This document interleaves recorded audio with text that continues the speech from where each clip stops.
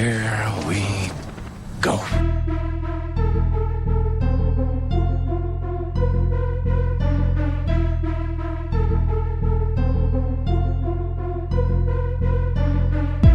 Welcome to the Confirmed Epic Podcast, the official podcast of the epicreview.com. The Confirmed Epic Podcast is the code name for America's daring, highly trained special podcast review team.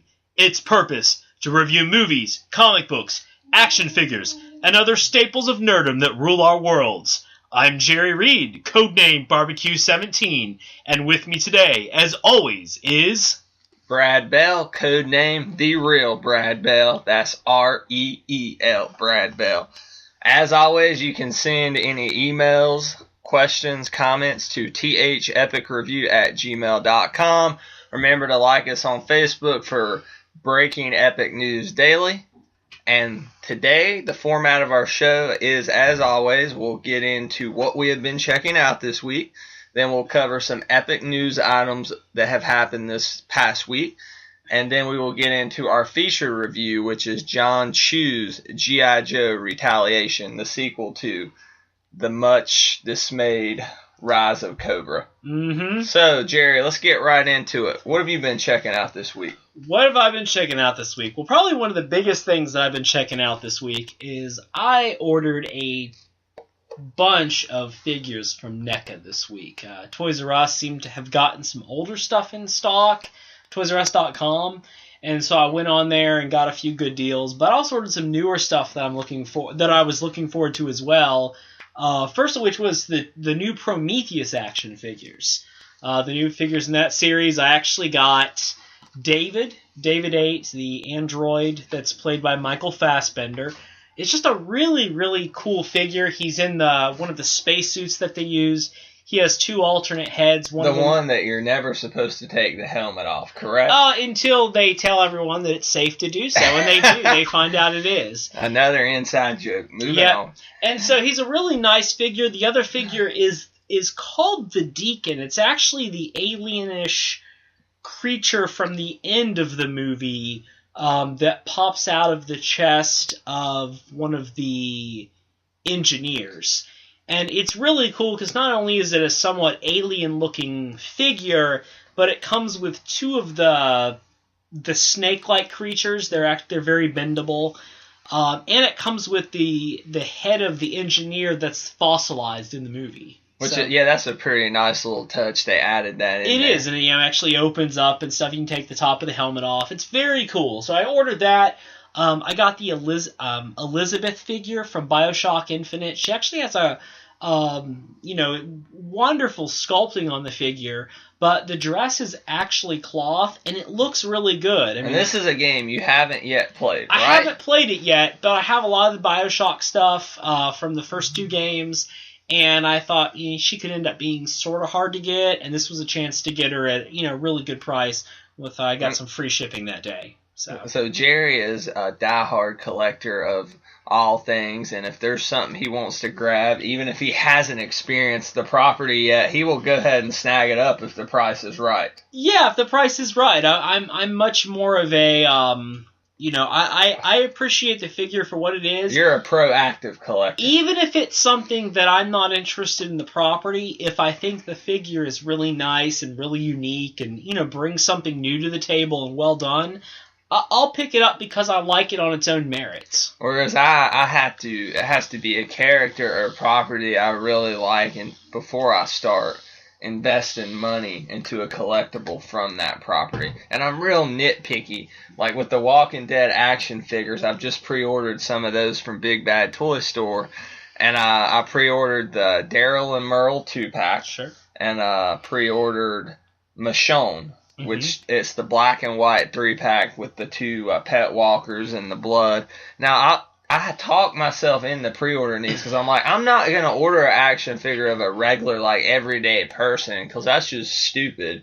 It has to be, some kind of, a character, instead of just, whereas if you look at the Andrea and Carl action figures, They just look like regular people. Nobody's wielding katanas or a bow or a blade stump hand like those other figures I ordered. But then, Jerry, I talked myself into loving the property of the Walking Dead TV show so much, I ordered them all, so.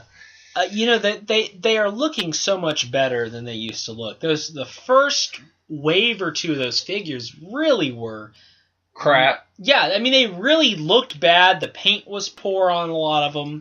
They looked good on the zombies. The zombies looked good. Yes. But they forced action features into a 5.5-inch figure that was intended for mature collectors. I really don't understand what the point of that was, and I think it really compromised the sculpt. Now that you bring that up, now that we're into the Walking Dead action figures, not to we'll get back to your NECA stuff. No, that's okay. I'm pretty much done. But I recently walked into my local comic book shop, Jim Waz Collector's World in Gastonia, North Carolina, and Jim had a Series 2, which was Shane, the second version of Rick, and 2 zombies. The well zombie and the RV zombie. Yes, I believe that was the 2, and I was like, I walked in, I was looking for Michonne. He's like, no, but I got a Series 2. I was like, I'm not really interested in those. And he was selling them as a set for $90, and he offered them to me for $70 since I'm a regular in there. It's a pretty good buy. Pretty good buy. At this point, Rick goes for $60 or $70 by himself. I mean, I just don't understand that. I know property gets so hyped and so popular. Yeah. But I just don't understand how a crappy figure is a crappy figure, no matter what it's based off of. And this Shane and the first 2 Rick figures and the Daryl figures, I mean, they're awful.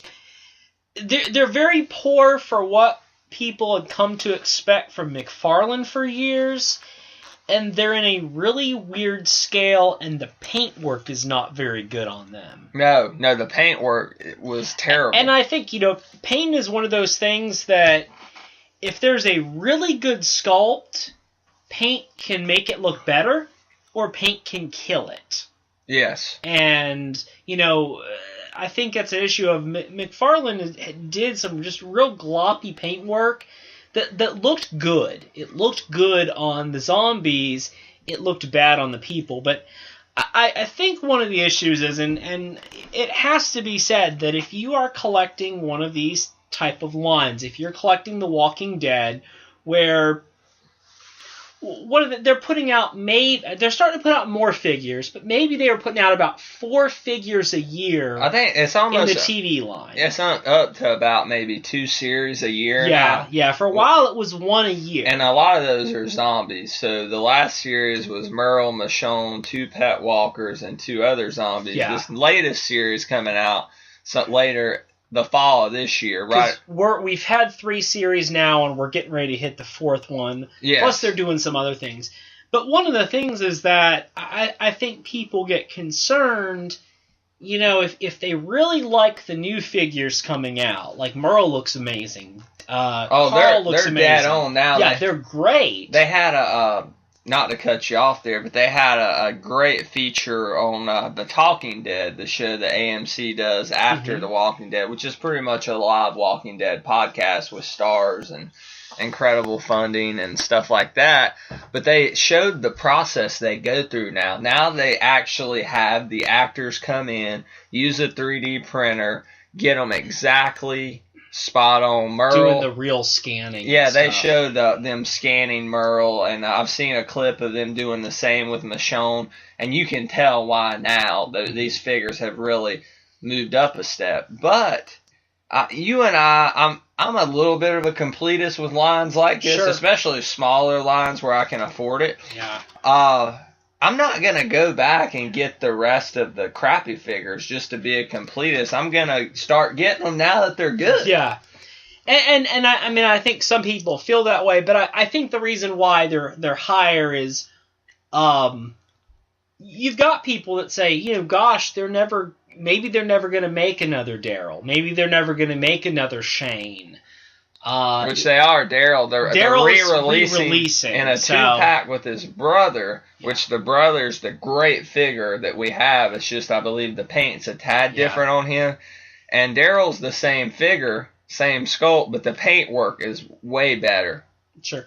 And once again, a hot property plus being kind of rare. You know, a lot of people didn't pick those figures up the first time around. I remember we saw them at Walmart one night. They were just sitting there. Sure. I was like, oh, I wish I could go grab there them. were multiple packaging variations. There were larger ones that were available at comic shops and places like Toys R Us.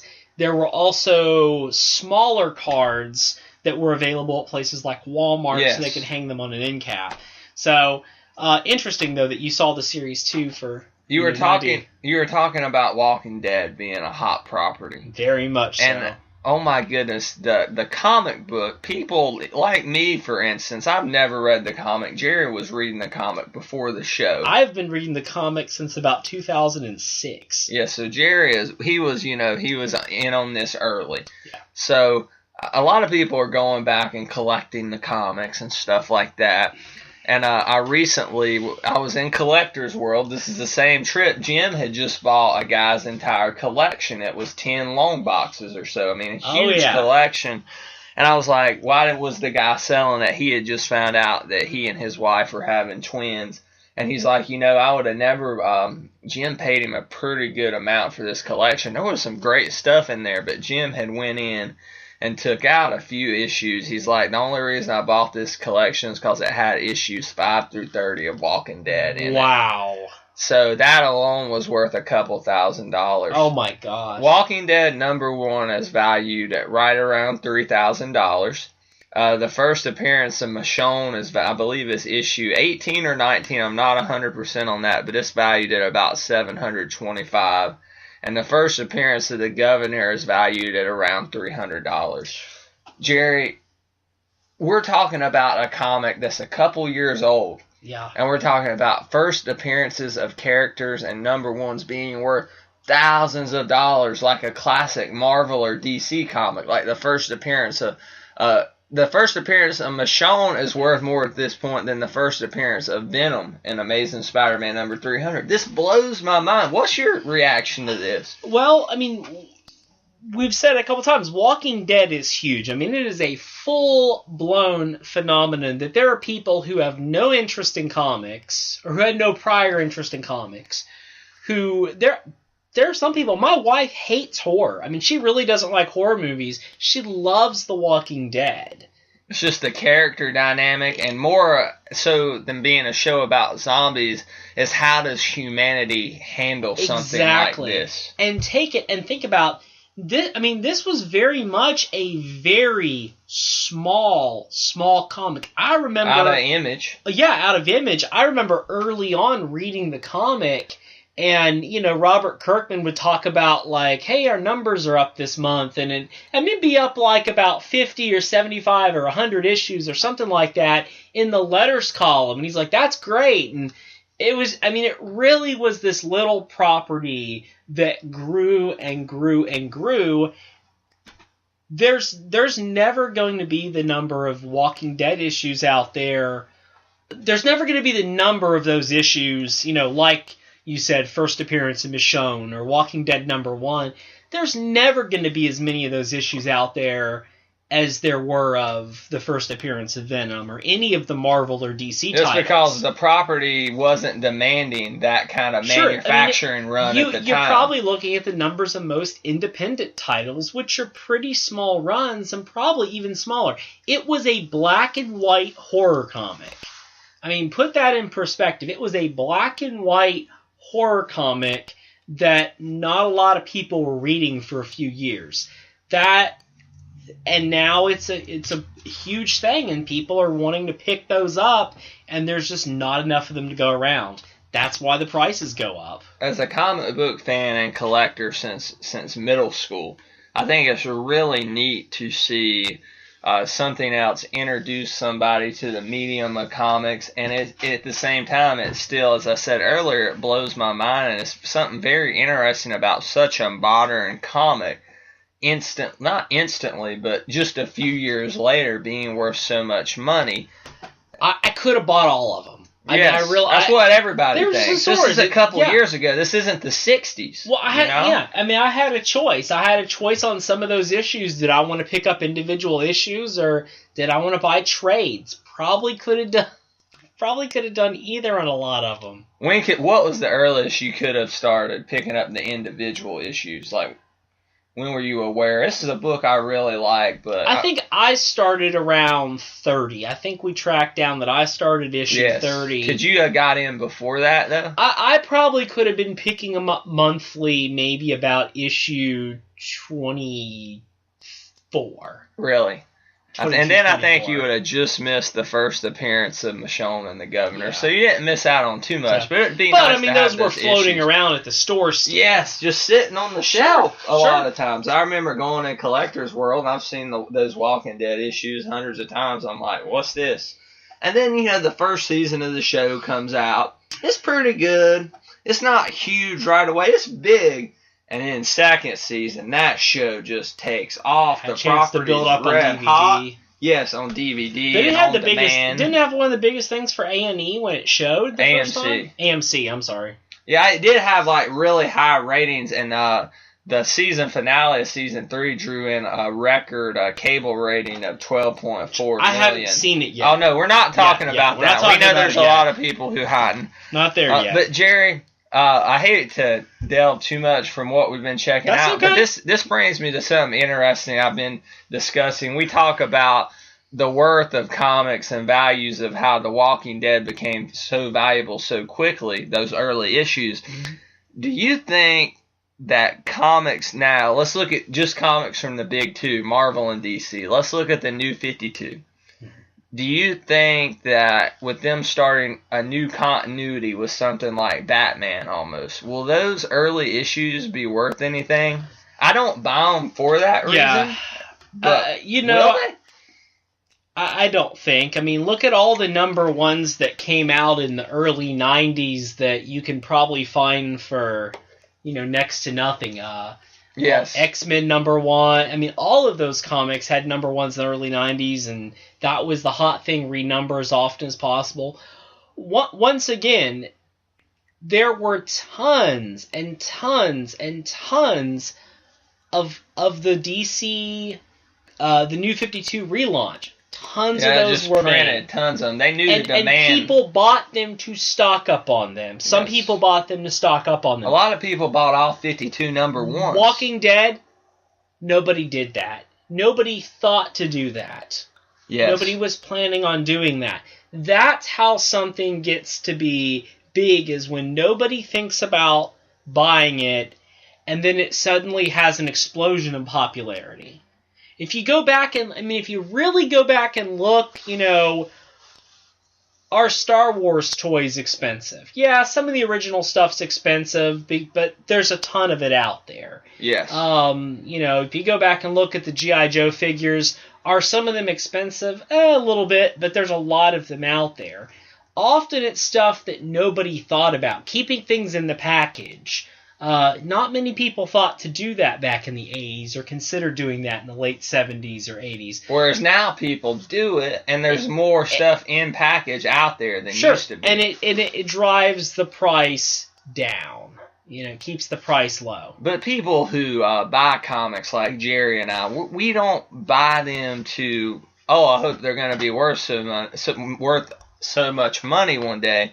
We buy them because we're invested in the characters, we're invested in the stories. Some people buy them because they're fans of particular writers or artists. And that's the reason to be buying modern day comics. Wouldn't you agree, Jerry? Because odds are what you go pick up right now at your local shop is not going to be worth anything 25 years from now. Probably not. I mean, once again, if you may be able to make a little bit of profit if you take a lot of time and make it convenient for somebody else, in the future to track down a back issue. But, or maybe somebody wants to buy an entire run of something, maybe. If you have it, but a lot of the time, I think once again, it's so hard to know what's going to be hot, what's going to be popular, that you'd have to spend probably more money than you would make on just buying things and maybe sitting on them. Yes, I really wonder about Batman, just because Scott Snyder's run has been so popular. Now, albeit they have printed tons of copies of these issues, but you're almost, and we're about to find out exactly what that's going to consist of with Batman Zero Year, but they almost started a brand new continuity of Batman. Now, they kept some of the stuff intact. Some elements are the same. But you're essentially starting one of the best characters, not from scratch, but you're starting from a new platform. I mean, how long do you think something like this will last? Will we eventually get back into the same number, do away with the lower numbers like with Detective Comics? It was really Detective Comics 19, but it was technically Detective Comics number 900 that came out this past week, and a lot of people were mad they didn't renumber it. Eventually, will all this new Batman continuity get scrapped and be like, yeah, it happened, but it was a part of overall Batman continuity? Yeah. Do you think that's what happened? I'm asking you, Jerry Reed. You know, I really don't know. I mean, I think with the whole Flashpoint storyline, I think DC built themselves a backdoor, an escape hatch, if things with the New 52 went south. Which they didn't. I think it's worked out pretty well for the company. Not as gangbusters as it was from the get-go. Yeah. I mean, there's a lot of people that hate it, but honestly, there's a lot of vocal people who hate everything. Yes. You know, there's a lot of people who like to come on the forums and, you know, pitch a fit all the time about how awful the New 52 is and how it killed everything else before it. But, I mean, I think it's selling at about the same numbers as it was. Yes, I think everything's about evened out. And I do think with the right writers in charge that any problems people have with the New 52 will work itself out, especially on a flagship title like Batman. Scott Snyder, I think, with 0 years going to go in and really work out any kinks people may have in their head. Sure. I mean, honestly, Batman's a stronger of a book than it was prior. New 52. Sure. I don't think anybody's complaining about that story. People really appreciate continuity. Fans like continuity because sometimes continuity is treated so loosely it's thrown around. Often, I think fans see that as a disrespect for the property. You know, when places don't pay attention to continuity. Especially when you're invested it with a time, emotion, and money. Sure. Pouring it into collecting and reading comics, you can see how it alienates certain fans. If you've spent all your time since Crisis on Infinite Earths, forward on learning the ins and outs of the DC universe, which is a lot. It's a hefty universe. I believe it's harder to take on than the Marvel universe. And then suddenly, everything's not, all that knowledge that you had doesn't mean a whole lot anymore. I mean, sometimes that bothers some fans. But at the same time, it's a good entry point for a new generation of fans. So it's a double-edged sword. It can be, and that's just the question is, who is reading the comic? Is it really bringing in new people, really and truly? And it will temporarily. Yeah. But I mean, a lot of people say, okay, this is time to jump on. But then most time, once again, it's the same. It usually seems like it's the same fans who were reading. Yeah, who were reading comics before that say, okay, well, I'll keep going with what's new. Yes, so speaking of hating something, let's talk about Sideshow Collectibles for a minute. Jerry, let's talk about them. You're familiar with Sideshow Collectibles. I do. I have, I don't have a lot of stuff from Sideshow, but I like what I've seen. I honestly, if I had the money, I would buy their G.I. Joe series. I have their 6 scale. Yeah, they're 1/6 scale. I have their Cobra Commander. He's amazing. I really like him. I love the boxes on those too. Kind of retro. They're nice. The weapons are cool. I would definitely like to pick up more of the G.I. Joes. And I have the Sideshow Indiana Jones. Yes. So Jerry has got some stuff from Sideshow. I've got Sideshow, for those of you who don't know, is the official U.S. distributor of Hot Toys. So you probably know I'm a big Hot Toys fan and collector at this point with their Batman and Marvel lines. However, I usually got that stuff through Big Bad Toy Store or somewhere like that. I never ordered anything directly from Sideshow except for their Commissioner Gordon, which I'll go ahead and say that went smooth. Loved that figure.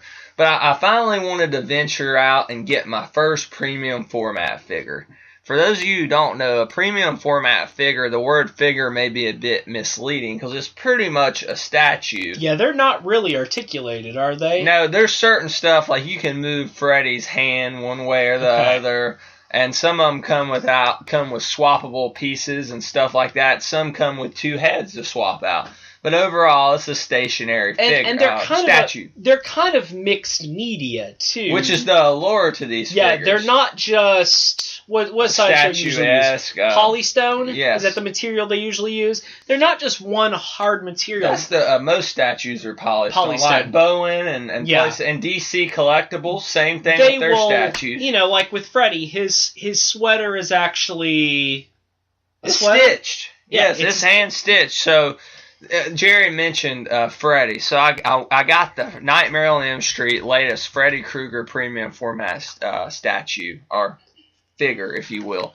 And everything that is clothing, with the exception of the hat, is stitched. The pants, the sweater, the red and green sweater, I mean, that stitching is out of this world on that. And everything looks great. It comes with this incredible base. So about a month ago, I'm eagerly anticipating the arrival of this figure, this statue, and everybody on SideshowCollectors.com, which is a board I like to frequent, was saying, oh, forget about Hot Toys, you know, you're going to be into this, that nothing tops a premium format figure. So I'm anticipating this thing, and it arrived in the mail. I pop it open. I mean, my jaw drops. I see the detail. The base is this boiler room base that lights up, and it's the best base I've ever seen for anything, collector-wise, personally. And everything, the Robert Englund sculpt, every little detail and burn mark on his face right in place. The paint they used kind of made it glisten, so the burn marks look like an open sore. Oh, man. Almost, when the light hits it. It's really nice looking. I mean, it is just an epic premium format. However, I open it up, and I'll just go ahead and tell you from the get-go, this was a $350 investment. It was not investment. I mean, I bought it because I wanted it, not to sell. It's a $350 premium format figure. But you put a lot of money into it. Yeah, it was a lot of money, and I get it. And Freddy's hand is packed separately, and one of the most crucial parts of a Freddy Krueger figure is his claw hand, right? It is broken off in the box. So I'm like, obviously you spend that much money, it's deflating, but you're like, this is a pretty epic piece. I mean, I said if you have any problems within 30 days, just email us. Mm-hmm. So I email returns at Sideshow Collectibles, and I'll wait, and I'll wait, and I'll wait. And I finally, after... I say wait and wait and wait. I called them actually after a day, so maybe that was a bit misleading. But I called them on their list. I called them and they said, you know, returns will contact you back in a few days. That's when the waiting really began. I waited and waited. I finally got initially in contact with returns, and they were telling me, you know, we'll see what we can do. We'll see if we can pull off. I said, I don't want to send it back for a refund. I just want a replacement piece for the hand. They're like, we'll see what we can do, and we'll get back in contact with you. I mean, we're talking about 10 days past. They were supposed to contact me, they said, in 3 to 5 business days, and 10 days later, they finally contact me back after a ton of angry calls and a few emails from me. On a $350 item. Yes. This is not something small. I mean, that $350 is a pretty huge chunk of change. And, I mean, that'd be like buying a Wii U or a PlayStation 3 and finding it broken in the box and not hearing something from the company. I mean, that's a big chunk of change. Yes, that's a big chunk of change and a long wait to hear back from them. And what made me so frustrated with it was I order most of my stuff through BigBadToyStore.com, which, Jerry, as everybody who orders from them knows, they don't have a phone line to contact them. But I had a problem with a Keaton, 89 Keaton Hot Toy Batman. It arrived scratched. I emailed Big Bad Toy Store that night around 10 o'clock that morning. Boom. Send it in. Here's the UPS shipping label to send it back. Within less than a week, I had my replacement. Big Bad has the best customer service. There are people, honestly, I have friends online that rather than sign up for the Mattel Masters of the Universe subscription, which Mattel has, kind of contracted their customer service with that line to a company called Digital River, who is just notoriously bad customer service. It's gotten a little better over 4 or 5 years, but it's still not in the 20th century yet in terms of the customer service they offer. I know people that they will pay the markup and order all their figures through Big Bad Toy Store versus subscribing through Mattel because the customer service is so much better with Big Bad Toy Store. And that's the true sign of a great company. Yeah. People are willing to pay more for your product because you treat them better and you make their experience better overall. That's the same with any type of restaurant, amusement park, anything like that you pour money into. Sure. And with Sideshow Collectibles, you got to understand when Big Bad Toy Store is selling their stuff, they're getting it through Sideshow. They have a stock of so many, whereas Sideshow Collectibles is the company. This is where they make it. This is where they distribute it. Yet it takes them 10 days to resolve a customer service complaint, which is utterly ridiculous in my opinion. Now, when I talk to the people through customer service, one guy emailed me back and he's like, here's what we're going to do. We're sending you, this is after 10 days, we're sending you the replacement. It's on its way. It will ship out in 7 to 10 days. So after waiting about 10 days, they told me I wouldn't have the replacement for another 7 to 10 days. So I'm infuriated at this point. I'm so mad I can't even say that word.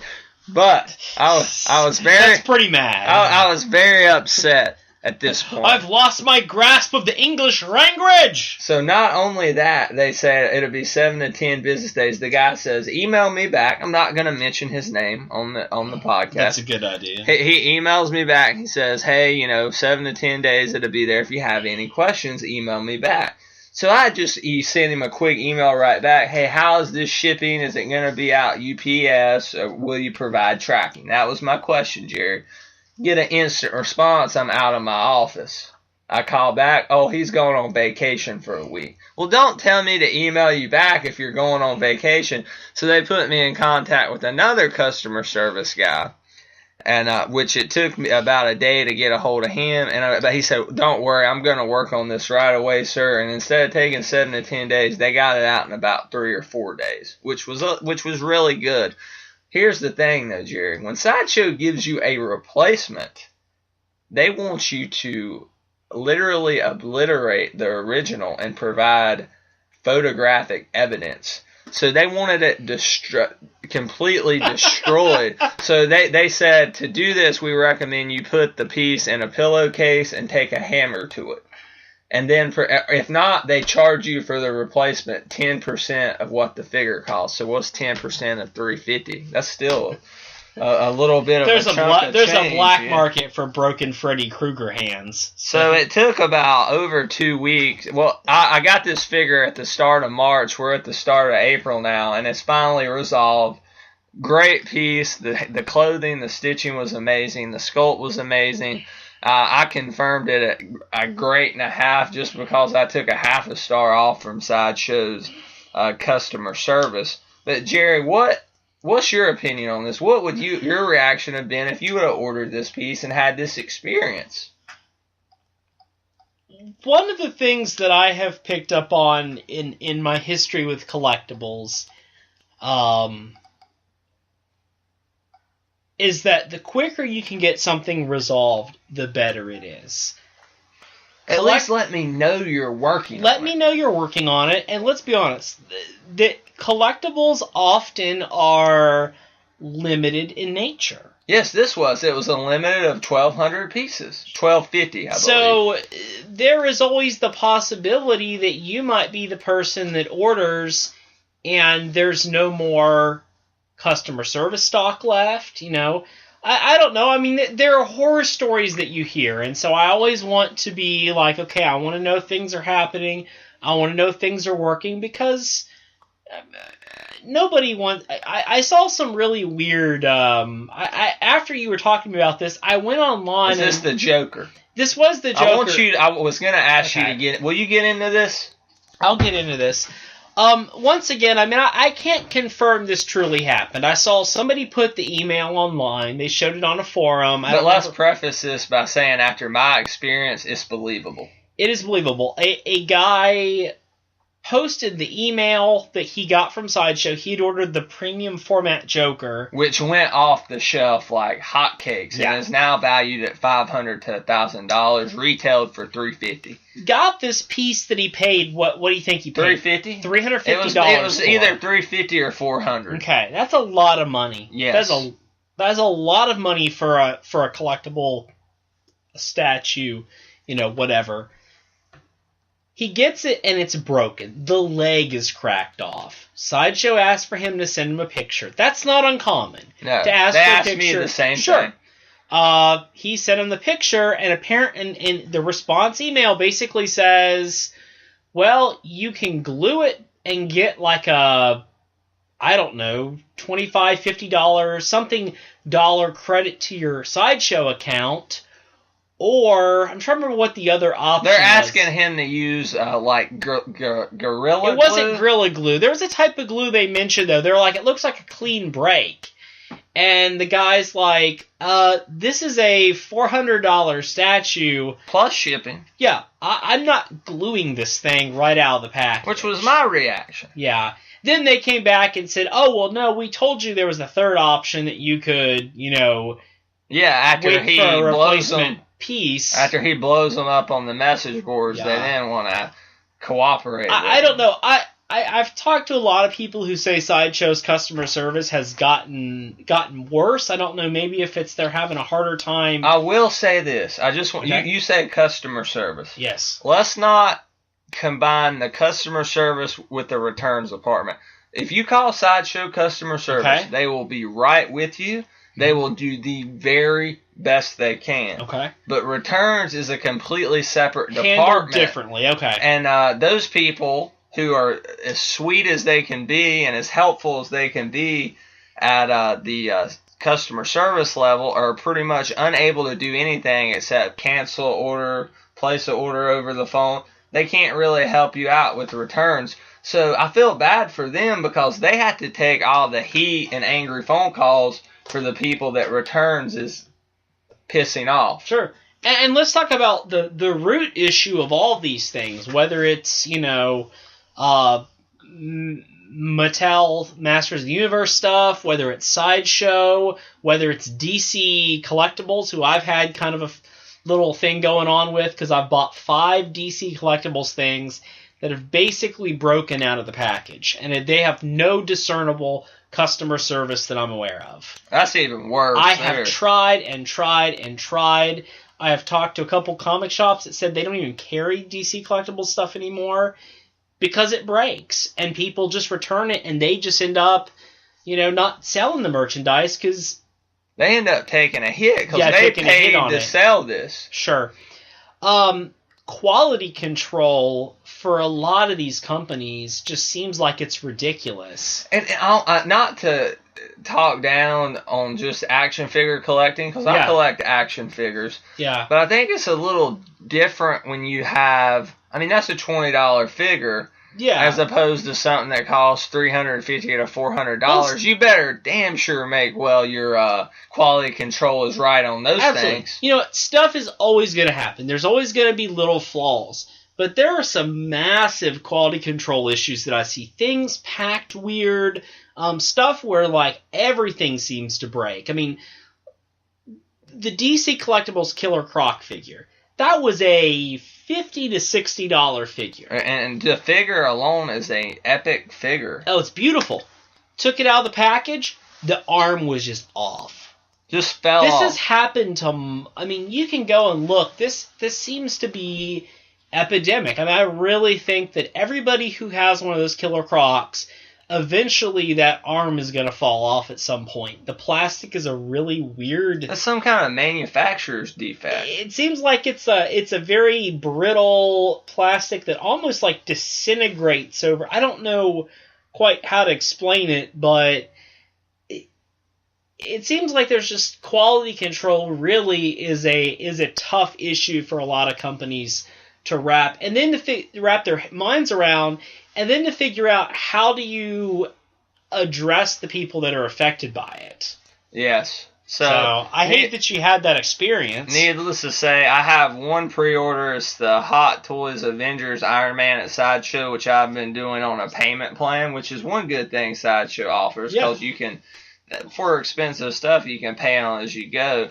But I had a non-refundable deposit on that. If not, I would have already canceled that and moved that over to Big Bad. But I will never order from Sideshow Collectibles again unless I just am hell-bent on getting one of their exclusives. Sure.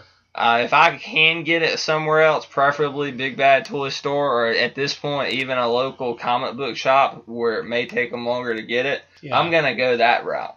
Yeah. So sorry, Sideshow. You got your last buck out of this guy. But they're getting their money from you. But they got my money already, but they're not getting any more money. No, they're getting it because you're still buying their product. Yes, that's true. But you're just going through an alternate resource to get it. I think that's the issue is you're trusting another company to make things right versus the company who actually manufactures the product. And you're speaking of Sideshow getting my money. A hot toy by itself, it just straight market value, even the most of the expensive ones is about $170, maybe $160. Some of those Hot Toys are now about $200. No, hold on. Okay. That's the price of it translated our money to if you could just go buy in China. Oh, gotcha. Off the shelf, okay? Wow, it'd be crazy just walk in somewhere and buy a Hot Toy off a shelf. For like $170 or $180. That's what... I'd be so broke. Well, but Sideshow marks it up because they're distributing their product, which is pretty common. But, I mean, they've marked it up. Hot Toys has gotten so popular, they've really upped the markup. Now, like the new Joker figure, which I know is a premium release, it's a DX figure, but it's $275. Yeah, that's a lot for a 6-scale figure. Yeah, we're not talking about a statue, something 1/4 scale. We're talking about a figure. Yeah, that's wild. Plastic, and that is a lot. Hand-stitched cloth, yes. They actually brought in a special designer to stitch the clothes for that Joker. Their best designer, Kato. But enough of bashing Sideshow Collectibles. Jerry Reed, have you been checking anything else out this week? The only other thing I'll talk about I've been checking out is I jumped on it. I bought the Legacy Morpher from Power Rangers. It is a die-cast metal replica of the Morpher from the original TV show. Comes with 5 die-cast metal coins that represent the different dinosaurs that the Rangers got their power from or something. It is really incredibly cool. These things retail through Toys R Us at $60. Which you won't find them there. And Toys R Us didn't even have them in stock. Apparently, they may be canceling some of the pre-orders. They seem to be very popular, more popular maybe than anticipated. I believe each Toys R Us I was reading on one site, I can't remember offhand, got about 5 of those things. Wow. Okay. So I went ahead and jumped on eBay and got mine because it's really cool. If you are able to track down the Legacy Morpher, the thing is nice. I plan on doing a review of it. I plan on maybe trying to do a video review. I've never done one before. And hopefully I can bring in my original Morpher and we can compare. But when you push the button on it, I mean, it not only does it do the lights and sounds, it actually, if you hold it down, it plays the Mighty Morphin Power Rangers music. It doesn't do the words, but it plays the theme song. Like all the way through. Yeah, all the way through. Really nice. It even comes with a really cool attachment where you could attach it to a belt. It's kind of like a a belt buckle that you snap the morpher into, so if you wanted to cosplay as one of the Power Rangers, you definitely could. So I picked it up. I am not at all disappointed in it. It looks like a better piece than the props used on the actual television show. It is a nice prop buckle. One could see it. It's heavy. I'll tell you what it looks really like. heavy. It looks like if they were to make a big budget Power Rangers movie today, what they would use as their morphers. They would probably use some kind of a cell phone these days. No. I'm talking about if they actually did justice to the property. They'd be like, oh no. Not if Michael Bay made iPads are much cooler, so the Power Rangers are going to use iPads. That's the Michael Bay version. Exactly. Really cool. I love this Legacy Morpher, and I actually plan... Oh, you got it on Evil Bay. I got an Evil Bay. What'd you get for it, and what is the running price on Evil Bay right now? I will just say that I paid the lowest amount I found. That was I did best offer, and I got a good offer on it, and with shipping included, and I got it really fast shipping from the guy. I mean the free shipping. I probably didn't pay much more than I would have had I been able to get it off ToysRUs.com. Maybe $10, $15 more. What have you seen these going for though? Seem to be going around the $100 mark. And they're at, it's hard to say that any toy is worth $100, but this really is. If you're a fan of the property, the coins are solid metal, right? Yeah, they're solid metal. I mean, it really looks and feels like you actually have something that is right out of the TV show.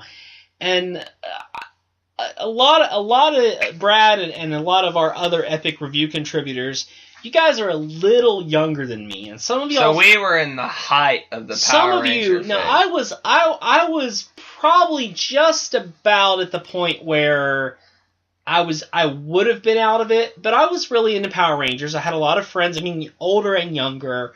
I got out of it probably right after the movie. Yeah. That's when I was getting out of it. So I stayed through space. Yeah, through any of the other stuff, wasn't my thing. But the original Rangers, the original 6 Rangers and the original Morpher and that Legacy Megazord, all of that stuff really is pretty cool. I still do have a lot of nostalgia for it. I actually went to the Power Rangers Live twice. That's really I gotta go 2 times.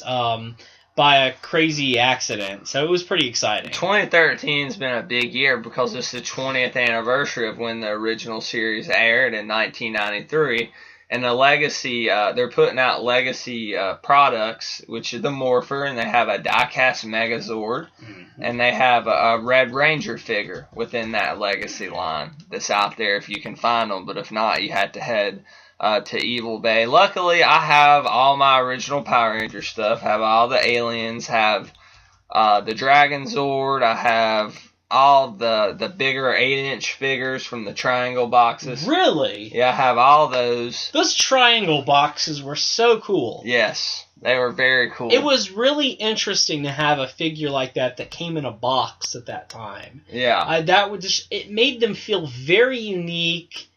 Very special.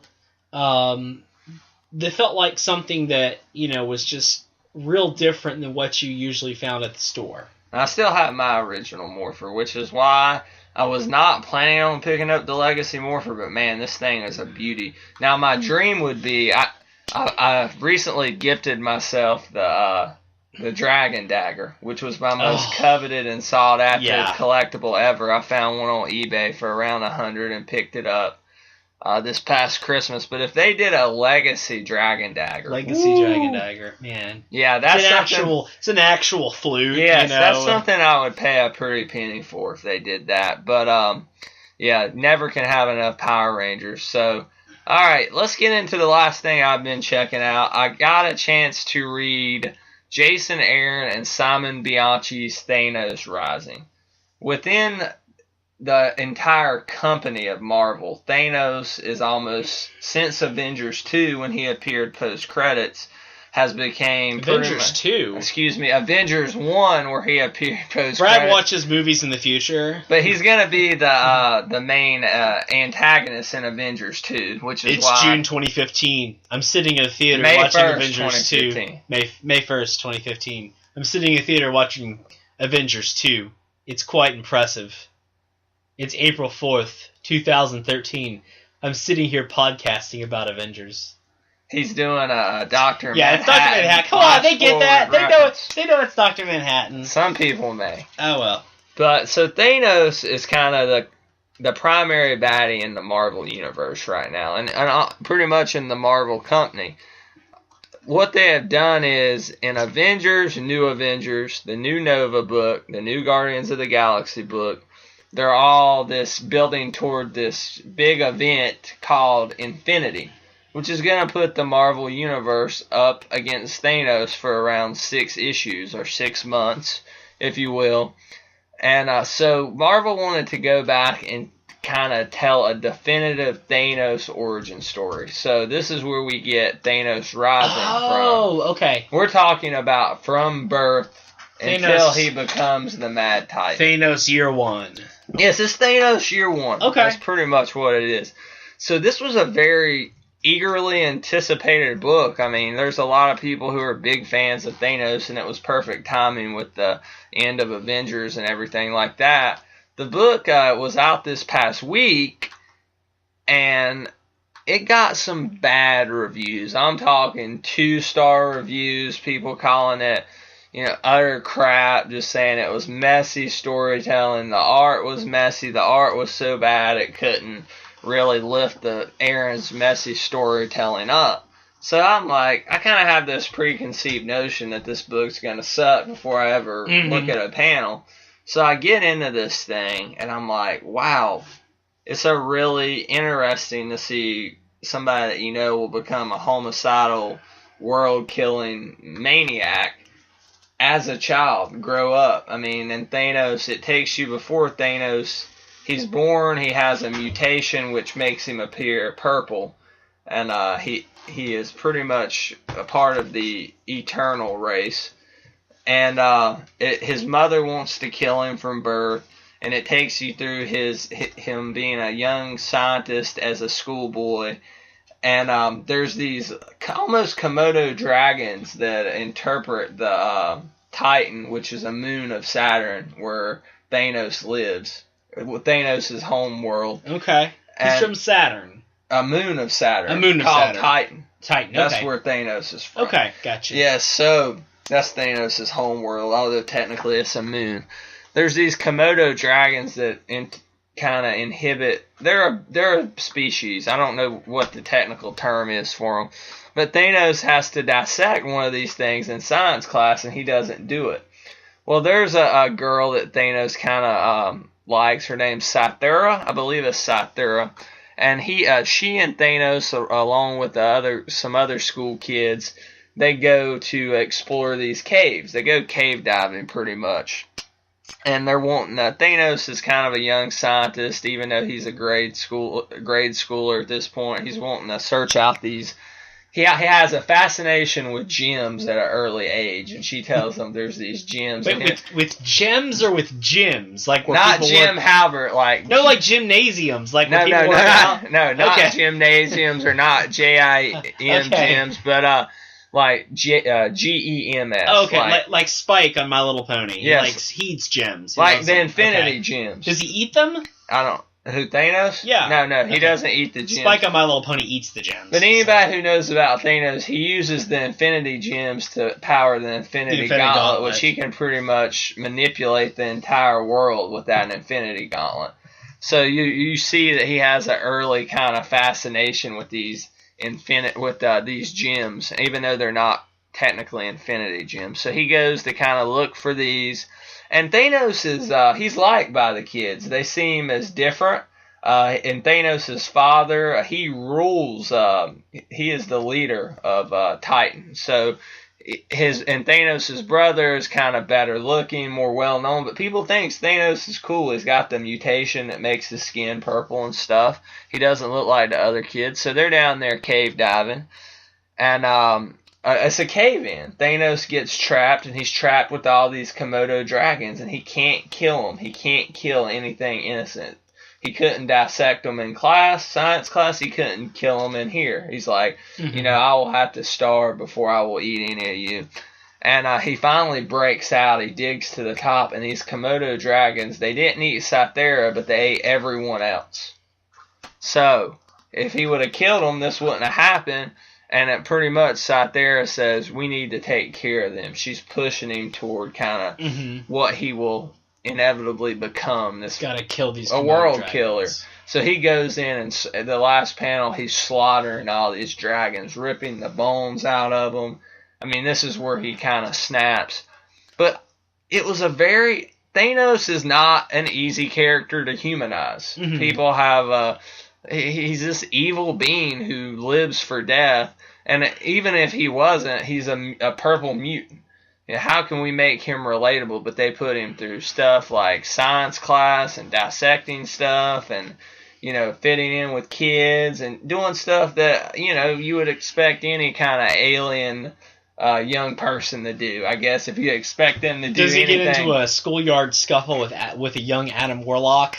No, no, he doesn't. All right, just curious. But so I thought it was a strong first issue. I'd confirm it at a great, probably.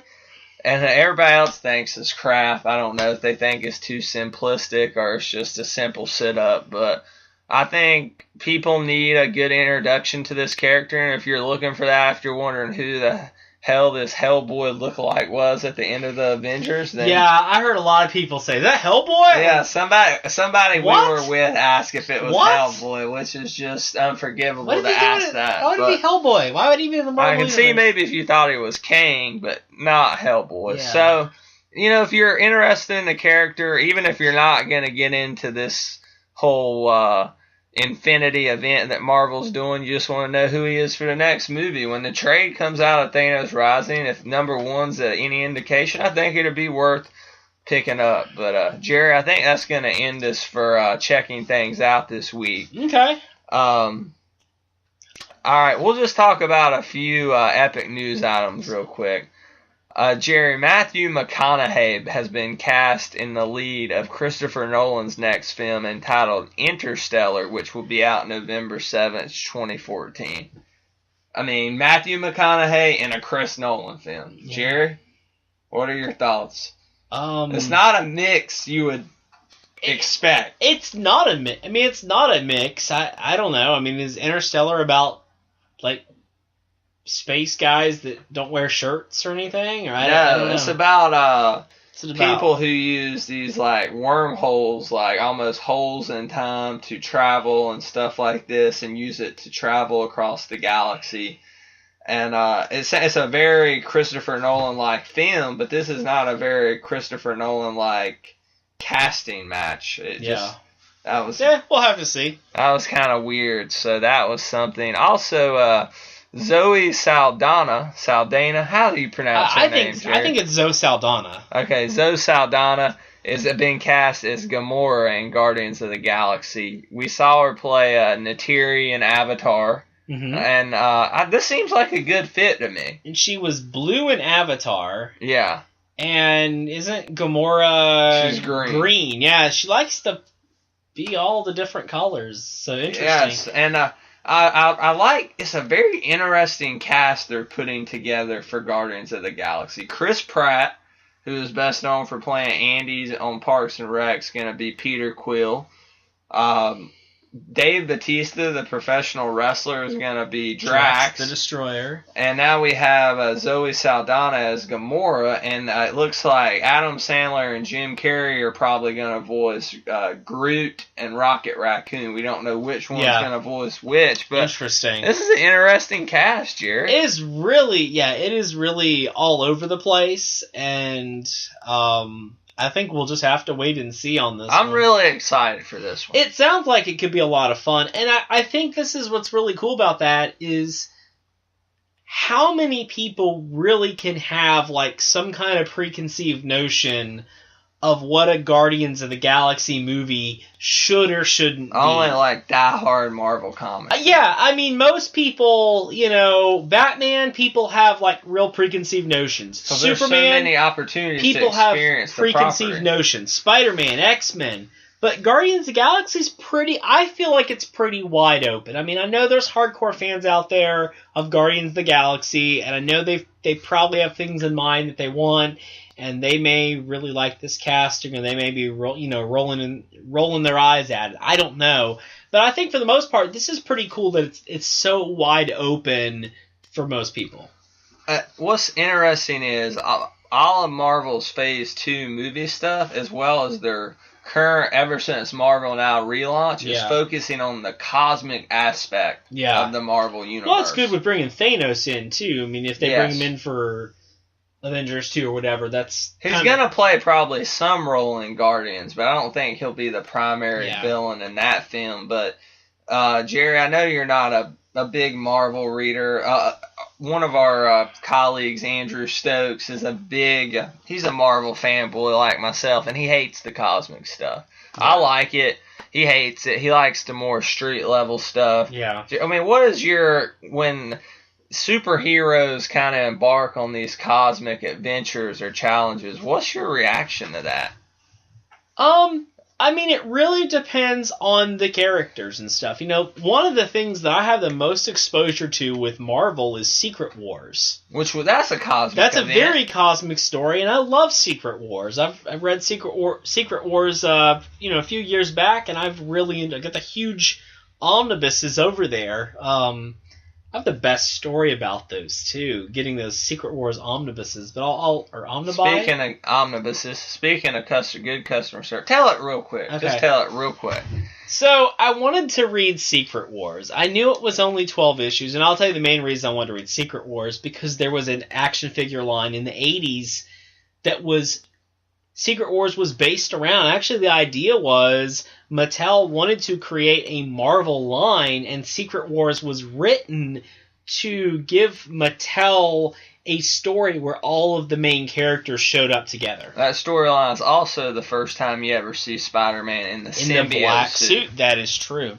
So I was on Amazon. This was a few years ago. This was probably 2008, 2009, and I wanted Secret Wars. So I went on there, and I didn't know what the Marvel Omnibus was. They're really nice, amazing hardcover versions. It's their Absolute edition. Yeah, it's kind of like their Absolute. I mean, they're not as nice as the Absolute, but I mean, These things are massive. I can't begin to describe how thick Secret Wars and Secret Wars 2 are. How long did it take you to get through those?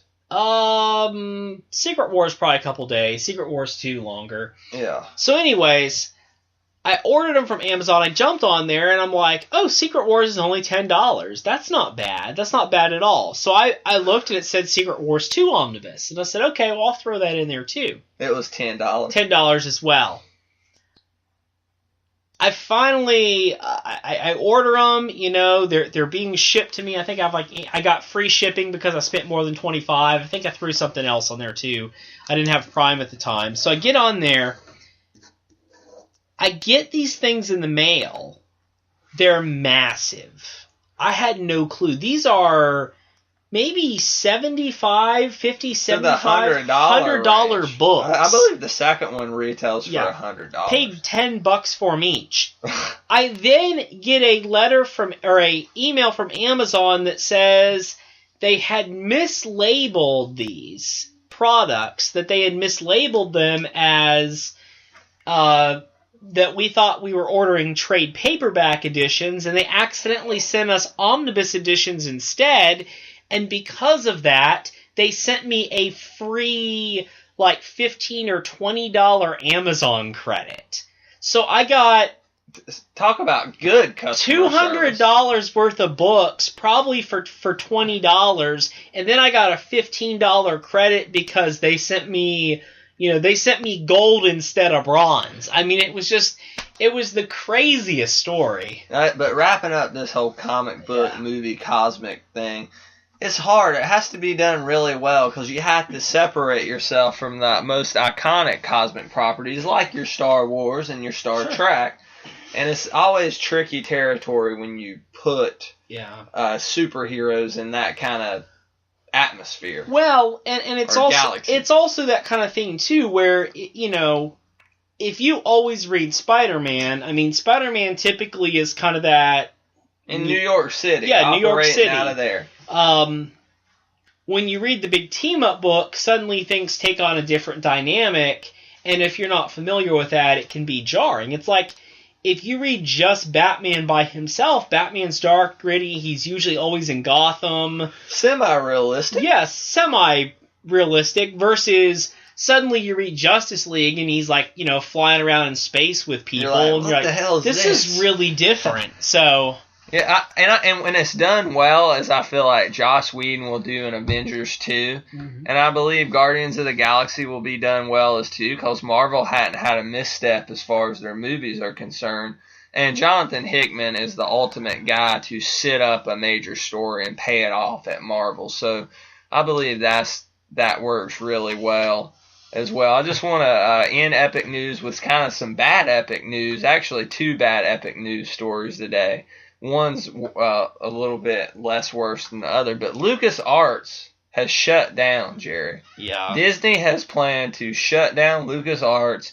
Any Star Wars video games that were planned, like Star Wars 1313. 1313 is the biggest tragedy of that story. Gone. How do you feel about LucasArts being shut down? LucasArts hasn't been what it was for quite a few years. In the 90s... It was pretty good. Early 90s, early mid-2000s, LucasArts was one of the most unique and creative gaming studios out there. They were always raising the bar.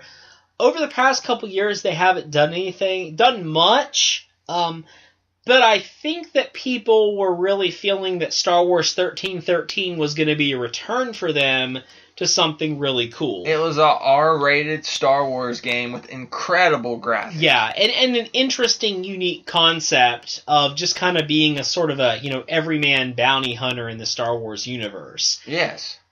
Disney, they're going to shop these properties back out to other companies. I mean, it's not going to be the end of Star Wars video games. They're going to shop them back around. But it's sad to see LucasArts die, because, I mean, so many people, whether it's Maniac Mansion, Day of the Tentacle, Full Throttle, Monkey Island, they had so many original intellectual properties that were so special to a lot of people, plus all the Star Wars games, Dark Forces, Rebel Assault, yes. The X-Wing and TIE Fighter series.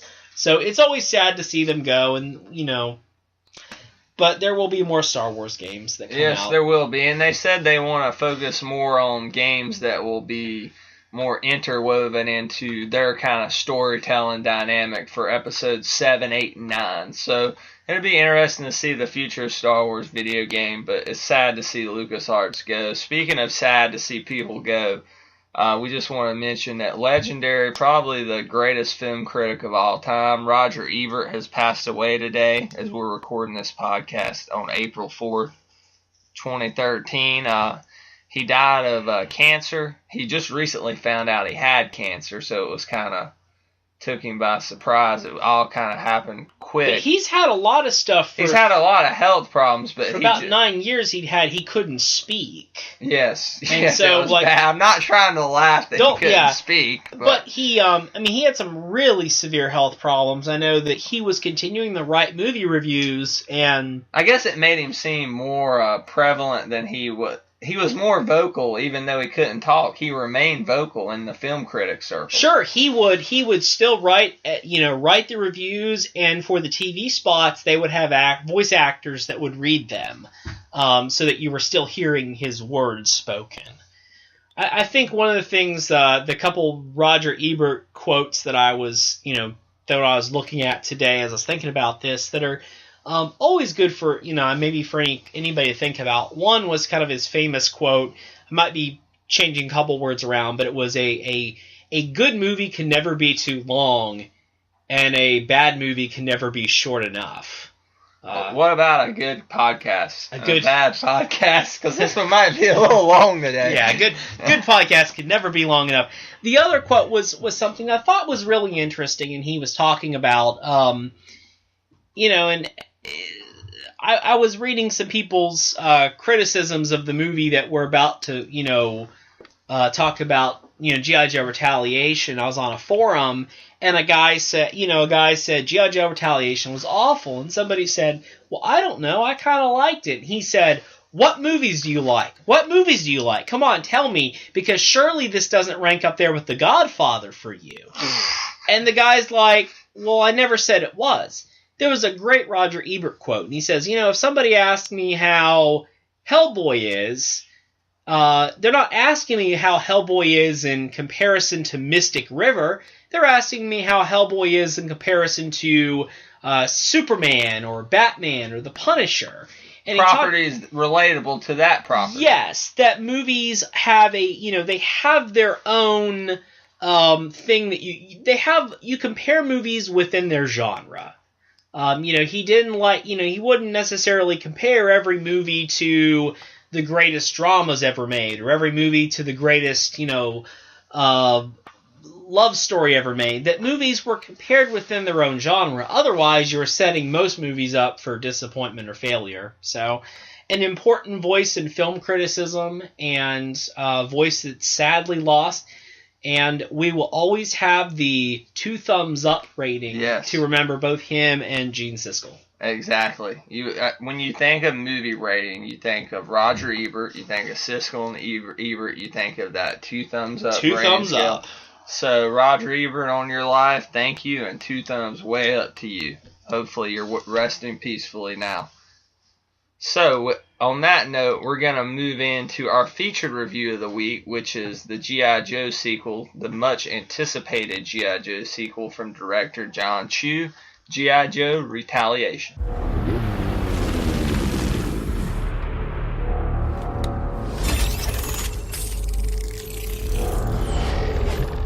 Let me get this straight. 1 whole weekend, you looking after my little girls. Yep, as long as I can bring this. I love your kids, but they live to terrorize me.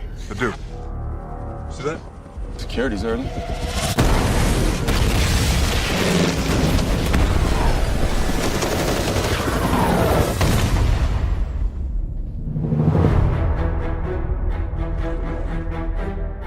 Ready, and stop. They're all dead. There's only one man who could authorize a strike like that. And I voted for him. Jerry, seeing as how you are a diehard G.I. Joe fan, it's only right that you sit this film up for us, Jerry. Okay. Go right into it. G.I. Joe Retaliation is a sequel to the film G.I. Joe The Rise of Cobra. Even though some people may not want it to be. Yeah, even though some people may not want it to be. It has a different director, different writer, overwhelmingly a different cast as well. You might call G.I. Joe a soft reboot. That it maintains a number of plot points from G.I. Joe Rise of Cobra, but it also just discards some things as well. G.I. Joe Rise of Cobra starts off with there's some trouble in Pakistan, and the Pakistani president has been assassinated. The G.I. Joe team has been sent in to retrieve some nuclear warheads. As soon as they retrieve the nuclear warheads... As you're talking about that, great premise, because this is a very much so a fear of the United States that Pakistani's nuclear arsenal is so vulnerable if something were to happen to their leadership. They're surrounded by so many hostile nations that is a legitimate threat. So I thought that was set up well from Jon Chu. The movie really, interestingly, takes place in the real world. There's real world personalities, real world issues. They did not invent, fictional countries or anything like, which is what the comic always did. So interesting. So the G.I. Joe team goes in there. They retrieve these nuclear warheads. They're waiting for extraction. And we find out that the president of the United States has sent in a strike team to kill all of the G.I. Joes. In a plot point carried over from Rise of Cobra, the president of the United States is not actually the president. He is the Cobra terrorist Zartan in disguise. In the first movie, Zartan was injected with nanomites, which allowed him, already a master of disguise, to truly change himself. So the majority of the movie, the president is not really the president. Once again, it's Zartan. Zartan, as the president, is also making claims that the G.I. Joe member Snake Eyes is being imprisoned because he is the one who assassinated the Pakistani prime minister. Of course, the president has hired or appointed who he calls Cobra to be the new branch of national security. They're replacing the Joe. Yeah, replacing the Joe team. Cobra Commander is in jail. Storm Shadow breaks him out of jail. The Cobra agent Storm Shadow breaks Cobra Commander out.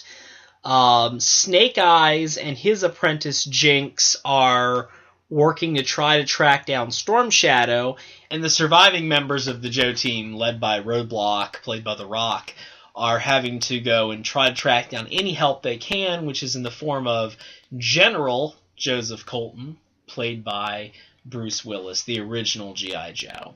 So all of these storylines eventually converge because Cobra has come up with this new weapon called Project Zeus, which is a aerial kinetic bombardment device that drops these, massive...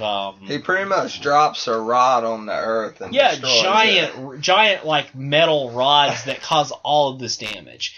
So that's kind of the setup for the movie. Yes, that's pretty much what happened. So I'm just going to give my initial reaction to this film.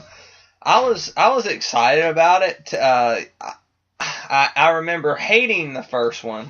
I was very disappointed with it, and then I was disappointed, but I did not hate the first one. Well, I went back and rewatched it the night before I went and saw this, and I thought it was okay. It was probably an A and a half, which I remember it being crap, and I think that was a little harsh. It just wasn't I expected it to be more on par with something like the first Transformers, and it definitely wasn't that level of production value or anything like that put into the first G.I. Joe film, Rise of Cobra. So, and there was a lot of things that were off about that film, and we can nitpick it all night. But I'm familiar with G.I. Joe, the Cobras, the Joes. I'm familiar with Duke, Cobra Commander, Destro. A lot of these characters I'm familiar with, but not to the level as that I have a love for the property like Jerry does. No. So after I watched this film, my reaction was I really enjoyed it, and I thought it was what I expected the first one to be. It was a fun ride. Every little character, although I don't know them as well as people like Jerry do, but every little character seemed to have their moment to shine. Would you agree with that, Jerry? I would agree with that for the most part, yeah. I don't think anybody was too overshadowed or focused too much on, with maybe the exception of Roadblock. There were a lot of characters in this movie. There were a lot of characters. Yes, there were. They were introduced kind of on a whim. Yeah, and that, just looking at it as a film, for me, I knew who those characters were. Like Jinx. Sure, Jinx. I love Jinx. Jinx is one of my maybe 10 favorite G.I. Joe characters, so I was thrilled to see her, but in terms of introducing the character and really having any chance to develop the character, there wasn't a lot of time to do that. Yeah, Jinx's introduction and development was not strong, but she had a time to shine. During that mountaintop sequence was amazing. You've seen it in the trailers. Yeah.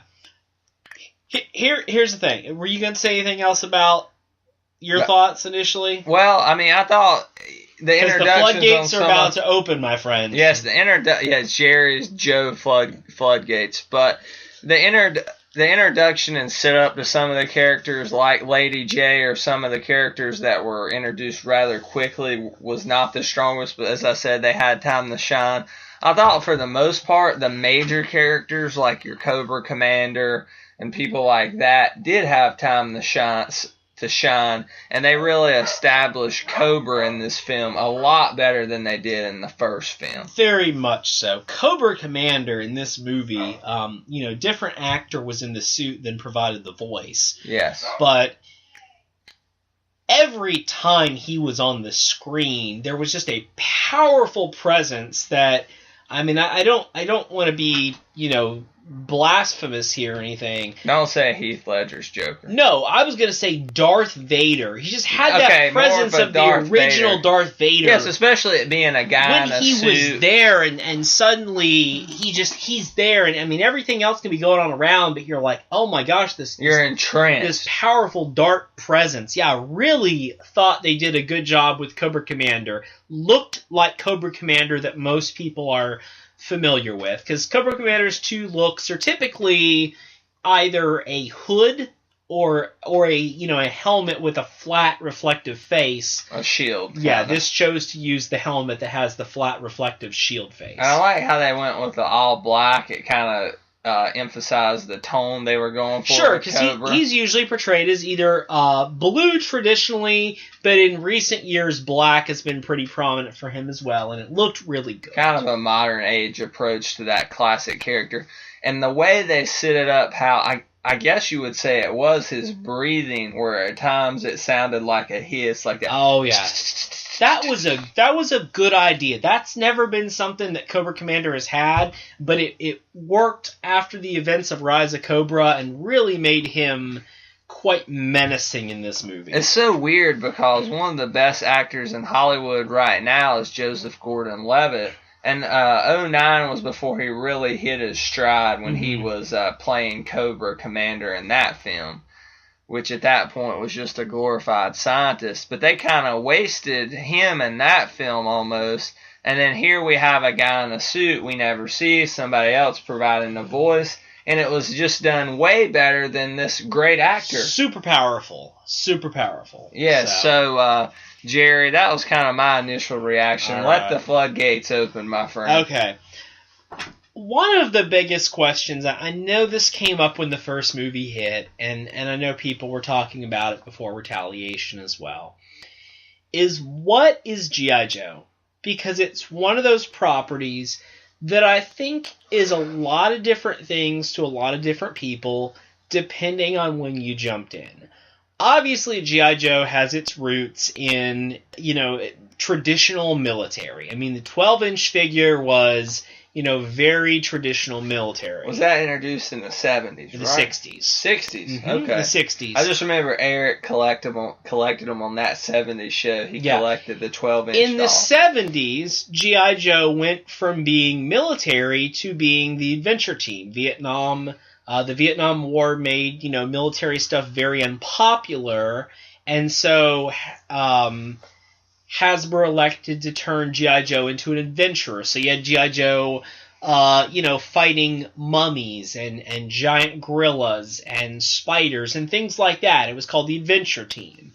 And so that's, if you ever see the fuzzy G.I. Joe that has the fuzzy head and the fuzzy beard, that's that idea.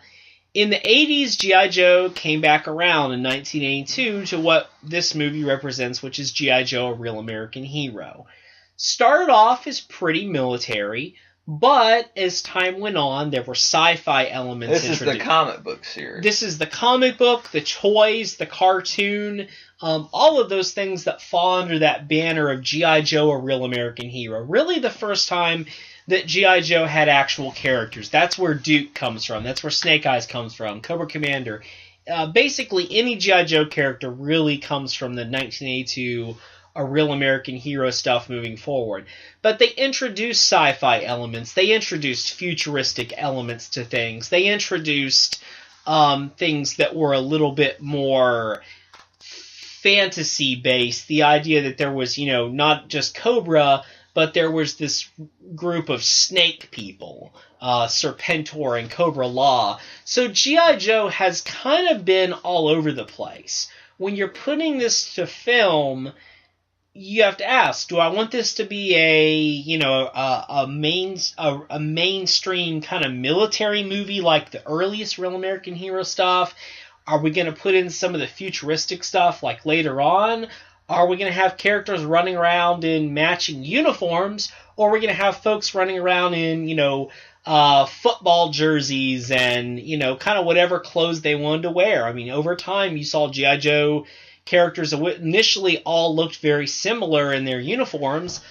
later on, you've got Shipwrecks running around with a parrot in a sailor outfit, while, Bazooka's wearing a football jersey, and Gung Ho's in his dress blues. I mean, there was no, set uniform. There was uniformity. Everybody just kind of wore what they did. So G.I. Joe has a lot of different things.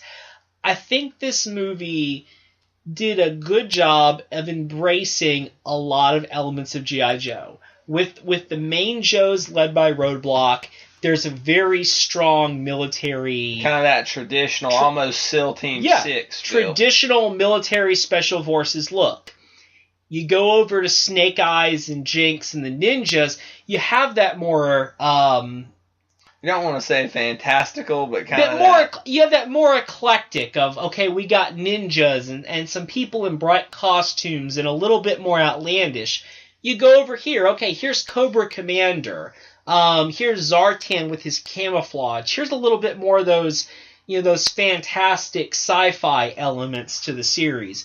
And I felt like this movie did a good job of blending all of those elements together into something that was, fairly homogeneous. I liked it. One thing I really loved about this film is they took what worked in Rise of Cobra and built upon that. And then I would agree with you. And then they kind of, I think for the most part, I know some people would disagree, but they cut the crap out and improved elements that needed improving. And it would have been easy for them to just say, hey, that was a piece of crap, we're rebooting everything. But instead, they took elements of the story, like Zartan becoming the president. Yeah, that was a great element of the first movie. That was something they were really building up, and I liked it. And I'm glad they stuck with that element of the story and built off of it. And I think it was used as a really strong launching pad for a sequel.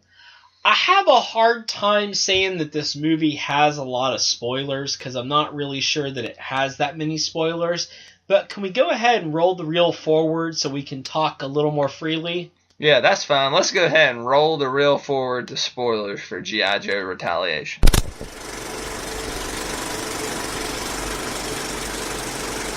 Alright, everything's fair game with Retaliation. Go ahead, Here's Jerry. the only thing that this is the only thing about the movie to me that was something where I was kind of like, is it going to happen? Is it not going to happen?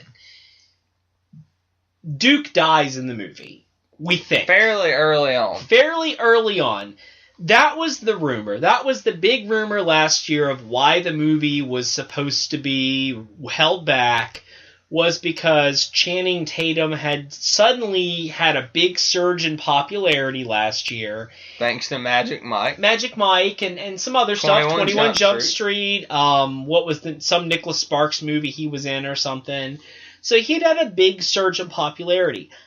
I easily think that Channing Tatum was one of the weakest parts of Rise of Cobra. I actually disagree with that. I did not like him in that movie. I did not think he did a good job as Duke. I thought they could have replaced him with a block of wood, and it would have had more, more acting ability than Channing Tatum in the first movie. But I really thought Channing Tatum did a good job in G.I. Joe Retaliation. Yes. He's not in the movie wrong. He stepped up his game.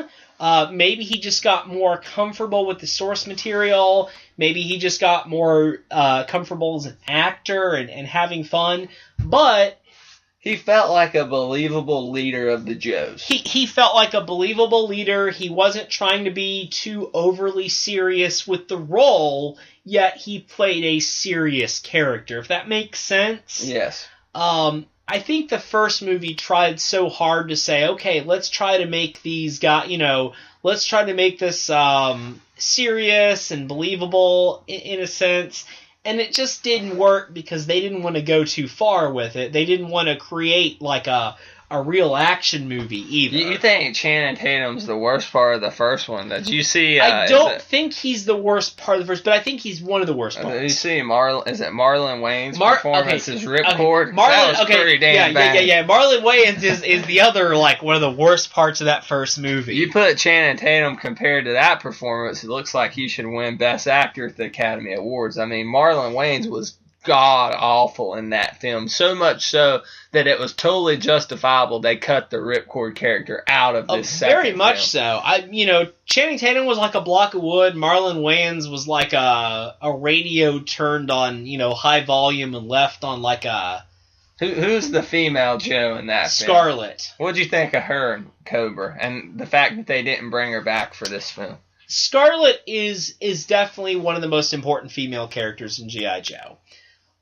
Even more so than Lady J? Very much more so than Lady J. In G.I. Joe, if you're talking about the cartoon stuff, which most people do not consider the cartoon the main canon, there's some that do, and I respect that.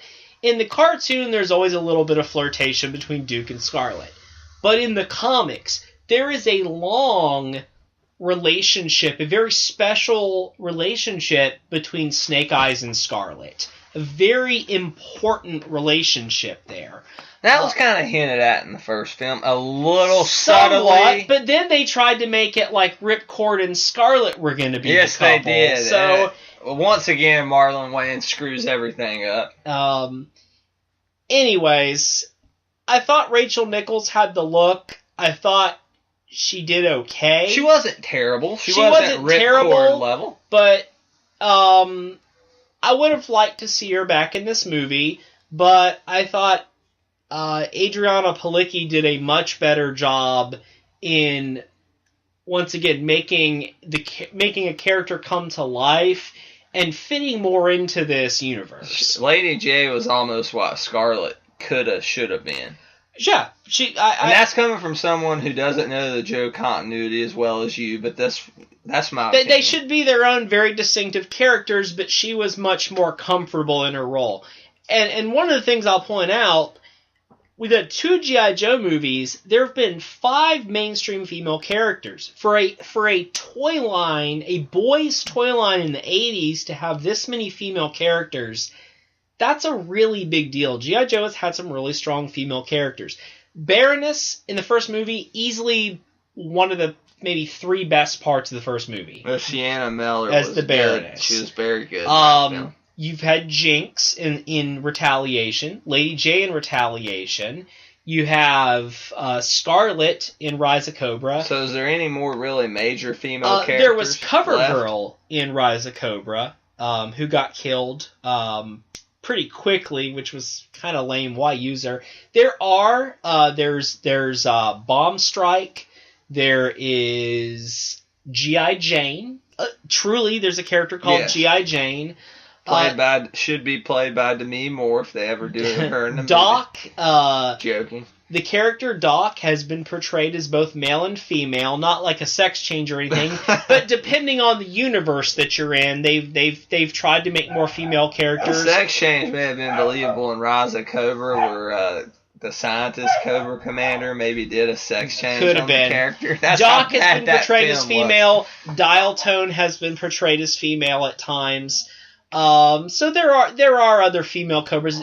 Baroness has a twin called Chameleon that has... Let's get back on the Channing Tatum in this film. I thought he was improved. Like I said, he is a believable leader of the Joes. And right as you make him a likable character, as soon as he becomes maybe what Duke shoulda, coulda been, boom, he's gone. Killed off. And you hate to see that. I mean, one of my friends came up to me and said, I thought that was so stupid. Duke's the main... I mean, he's the leader of the Joes, and he's gone. So, I mean, besides General Hawk. So now you make... Is Roadblock ever a leader of the Joes? Roadblock has not been a leader of the Joes in the capacity that Duke has ever been. Duke is one of those characters that a lot of G.I. Joe fans hate Duke. A lot of G.I. Joe fans... It's almost like Cyclops in X-Men. He is almost like Cyclops. Duke showed up a little later in the series when there were already established leaders, and he kind of came in. He's the blonde-haired, blue-eyed, all-American, Joe. All-American Joe, and a lot of people just don't think Duke is that interesting. The comics have always made Duke fairly interesting. In other stuff, he was a pretty vanilla character. Yeah. So, I mean... So Channing Tatum, he's not in the movie for very long. what's interesting is the 1987 animated G.I. Joe movie. The original intention was to kill Duke off in that movie and replace him with Lieutenant Falcon, who was voiced by Don Johnson in the movie. The year before the Transformers movie had come out, and they killed off Optimus Prime, and people were furious. Kids, I mean, imagine going to an animated movie based off a cartoon and killing off the main character, you know? Like going to a He-Man movie and He-Man, you know, like, dies on screen. Kids would be furious. Or you go to the SpongeBob movie and, you know, SpongeBob, like, dries up and dies. Kids got mad that Optimus Prime died. Parents got mad. So when G.I. Joe came around, there's a scene in the movie where Duke gets Serpentor throws a spear through his chest. Okay, they take Duke. They act like Duke dies. Later on, there's like this. You know, you hear this voiceover, and it's like, "This is Doc. Duke's gonna make it. He's okay." So Duke got spared one time. He didn't get spared in Retaliation. He does He's apparently die, dead. as far as we can tell. I mean, who knows? They don't actually like show his charred corpse or anything on screen. So maybe they could always say, "Oh, he actually made it. He was in hiding." I don't know. But I think Duke doesn't show back up in the movie. So let's move on to the new leader of the Joes, The Rock, Dwayne Johnson as Roadblock. It's a role that fits him really well. He has the look, kind of that big brooding character. Definitely does. Roadblock was a guy who could carry a 50 caliber Browning, I think a 50 caliber Browning machine gun or a M2 or something that was intended to be used with a tripod, and he could just carry it and which fire The Rock it. does in this He film. does at one point, which was a great homage to the character Roadblock. Yeah, I thought he played that character really well. Now, They talked about him being a chef, because that was Roadblock's kind of thing, was that he wanted to be a chef originally, and he went into the military so that someday he could pay his way through, I think, the Cordon Bleu or something. And he ended up finding out not only was he a good cook, he was also really good with a heavy machine gun. And so aside from Roadblock, you have your whole ninja aspect to this film. With, Lots of ninjas. With Jinx and Storm Shadow and Snake Eyes. So, Jerry, I'll ask you the question. Was there too much ninja in this film? I did not feel there was too much ninja. There has been ninja mania in the past with G.I. Joe. I talked about it last week. I'm glad they didn't whip out that, like, The Rock, Roadblock was a ninja as well. But there have been times in G.I. Joe history where we have just been overwhelmed with everybody and their grandmother was a ninja. In this movie, the ninjas were well represented. Snake Eyes is kind of that blend that he's a master ninja, but he also uses, guns and stuff. He's a commando as well. But yeah, Jinx and Storm Shadow. I thought Jon Chu did the perfect balance of ninja. There was not too. It was the it was the Diet Coke of. No, it wasn't the Diet Coke of Ninja, wasn't it? I'm not sure, but what was I going with? I think the point you're trying to get to is the tactical military stuff and the ninja stuff offset each other for a very strong balance. There wasn't too much ninja. There wasn't too little ninja. There was a perfect balance of ninja. Speaking of the ninja in this film, it brings me to my favorite G.I. Joe, Storm Shadow. It's probably my favorite. And quite possibly the best casting. Yes. Oh my! What is the guy's name who plays him? He is. His last name is Lee. Well, Jerry, look that up real quick. Sure. Jerry's gonna pull that up, and we'll figure out. I know it's. I don't want to mispronounce it, but I think it's like Byung, maybe Byung Lee. So as Jerry gets on that, Storm Shadow in this film, as he starts out as this Cobra operative, as he was in the first film, who was impersonating Snake Eyes, and he was the one who actually killed the Pakistani president while dressed as Snake Eyes. That's the scene. I don't know if they filmed it, if it was deleted. That's the scene that I would have liked to have seen. And it kind of brings me to a point that I want to make about going back to the ninja aspect of the film. Jerry, what is his name? Byung-Hun Lee. Byung-Hun Lee is an excellent Storm Shadow. Yes. But has the look, has the acting of, just his acting, the way he portrays the character. I believe he's a real martial artist. Oh yeah, he's awesome. Honestly, Storm Shadow becomes such a huge prominent character in the G.I. Joe comics at times, and has headlined his own series before in the comics. I would totally watch that if this guy were playing Storm Shadow, because he's brilliant at it. And going back to the whole ninja aspect, when you're seeing Storm Shadow kill someone, or Snake Eyes and Storm Shadow fight, this is a PG-13 rating. I'm waiting so much for that kill scene. I just want to see him just dice and slice somebody up like Michonne on the Walking Dead TV show. And I've got so accustomed, and I hate to say it, but kind of numb to seeing Michonne katana walkers, that I'm waiting for that in the G.I. Joe film, and you're not going to get that kind of graphic R-rated ninja action. And I think that's an important thing about finding that tone for G.I. Joe. That while it's military, while it's hardcore, while there are deaths in the G.I. Joe comic. There were deaths that were important and meaningful and significant. There was never just, bloody, brutal violence. That there's always been a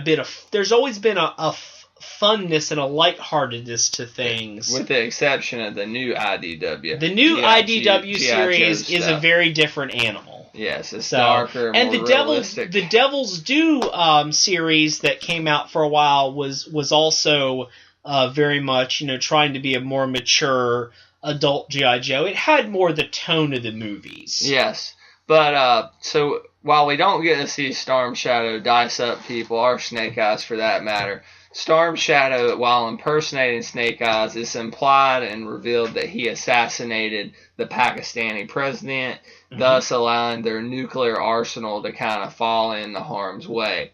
So he goes in, he breaks them out, and I thought that was one of my favorite scenes. It was a really good scene. Was when they pull it off, and it's not Snake Eyes, it's Storm Shadow. When the guy's, the jailer's talking, and he says something. He plays Boyd Crowder on Justified, and he is absolutely amazing in that show. But yes, he's talking to him. And then Snake Eyes responds, and you're like, what? Because Snake Eyes is mute. And he pulls the hood off, and it's Storm Shadow. And honestly, maybe my favorite scene of the film, followed by Firefly coming in and busting Cobra Commander out. That was a really cool scene. What a great setup to the whole Cobra aspect of this film. Yeah. So I think both sides, with Duke's death and with the bailing out of Cobra and Storm Shadow, was set up very well. And I believe it carried on strongly throughout the film. Now, Storm Shadow turns. Jerry, get into that. Storm Shadow, as they portrayed in the first movie, that the Hard Master, who was related to Storm Shadow, he was Storm Shadow's uncle, and but he was also trained Snake Eyes, that he was assassinated, and Storm Shadow was blamed for the death. And so Storm Shadow has been running from that. In the comics, it was portrayed that Storm Shadow was trying to find out who did it. He knew that Cobra Commander knew, or believed that Cobra Commander at least knew who had killed the Hard Master, and so he was working undercover to try to find out who it was, but he had no dog in the fight except to find out who had killed his master. This movie kind of went in that direction. Except Zartan actually killed Zartan actually was the one who killed the Hard Master. That's true to the comic. It's a little bit different how it works out, but it makes it a very personal conflict for Storm Shadow, and makes him draw over to the side of the Joes, at least working with them for the time being. And it really adds a whole nother layer to that relationship between Snake Eyes and Storm Shadow that is so important to the G.I. Joe franchise. Sure, they have a very mutual shared past. Yes, and they're family almost, and they are sword brothers. Yes, so, and you have that whole thing play out. It's played out fairly well. with Storm Shadow it and was Snake definitely Eyes. one of those scenes where I was kind of shaking in my seat and squeaking a little bit, you know. Kind of geeking out. When they were, I was geeking out when they were fighting together and stuff. Oh, yes. Oh my That gosh. was very cool. So that's kind of the middle of the movie, and then at the end, you get to see this crazy scene where Zartan, who is now the president, has called in all the world leaders, and he pretty much gets itchy trigger finger and starts at will. He's wanting these people to submit to the Cobra forces. Yes. Or he's going to say he's going to start a nuclear war. Yep. So Zartan, with a very quick trigger finger, launches the U.S.'s nuclear arsenal, and then we're headed toward MAD, mutual assured destruction, as all of them have to retaliate. And the president is threatening to, unless they submit to Cobra, he's going to launch these things, these nukes, and then he says, what if I'm the one who backs down first? And then they all have to back down. It kind of set up like the unraveling of United States foreign policy kind of unraveling before your eyes, and a much more, not lighthearted, but it was definitely a much more out there kind of way than what we had seen in Olympus Has Fallen. Yeah. The week before. I would agree with that. Well, I have a couple critiques of the movie. I liked most all the new characters. The one character that I really wasn't sold on, and it was not because of the way the character was portrayed necessarily, was Flint. Better than Ripcord, though. Better than Ripcord, yeah, but that's not hard. Better than Ripcord. Is Ripcord a terrible character in the comics? Ripcord is a great character. Ripcord is a lot of people just have such a respect for Ripcord because of the amazing way that he was portrayed and some of the very gutsy things that he did. I kind of felt like with Marlon Wayans as Ripcord in the first movie that they just sort of said, okay, we want Marlon, we want a comedic relief sidekick. Let's just pick a random G.I. Joe name and give it to him. And they Is he black in the comic? No, he is not in the comic. And there were plenty of other, not that it had, not that it had to be a black character, but there were plenty of other great characters they could have picked from, or, that they could have tried to have him. The first movie seemed very much, they just picked names for characters and assigned them. Like the Breaker in the first movie, the guy who plays Breaker has nothing to do with the character Breaker, other than that they're both kind of, communications guys. They were just there for name's sake. I really felt that's what the first movie did. Now with Flint, I kind of feel that way too. Flint was a warrant officer in the comic. Although Flint was really well educated, and there's kind of a discrepancy there, because warrant officer was a rank that was created for servicemen after World War II who couldn't be promoted to officer status because they didn't have the educational requirements. So somebody made a boo-boo there. But the issue is that Flint was always a very well educated, a very by the books type of guy. Flint was very mature. Everybody in G.I. Joe is the best of the best of the best. They are America's elite, highly trained anti-terrorist force. They are the epitome of what it means to be special forces. Even more so than the A-Team. Oh, so I'm just yeah. They're all pretty good. They portrayed Flint as being very much a rookie in this movie. He was very green. He did some very brash things. I kind of wonder if somebody didn't confuse Flint with Lieutenant Falcon, another character, and the way he was portrayed in the 1987 G.I. Joe movie. I don't think Jon Chu would have done that. I seem to understand all the other really characters pretty well. But I'm not sure why they wanted to make Flint, because honestly, Flint should have been the one who was in charge. If they went with and that could have been the issue. Well, they needed The Rock in charge. They needed The Rock in charge. To draw so they people had in. to change the character of Flint, which I really did not like that. They kind of flip-flop Flint and Roadblock a little bit as far as leadership roles go, not the characters themselves. Now, there was one thing about, going back to Roadblock, there was one thing, this does not happen in the comics. But Roadblock is famously known for rhyming. In the cartoon series, Roadblock, when he talked, he rhymed. He would often rhyme. And we knew that obviously The Rock was not going to be rhyming throughout the movie, but after the movie, my wife was like, I was kind of hoping at one point he would say something that rhymed, because that was sort of an iconic and silly part of that character. But it would have been interesting if they would have had him say something that rhymed. But as far as rhyme goes, not this time. Yeah, there we go. Even something like that. So Flint,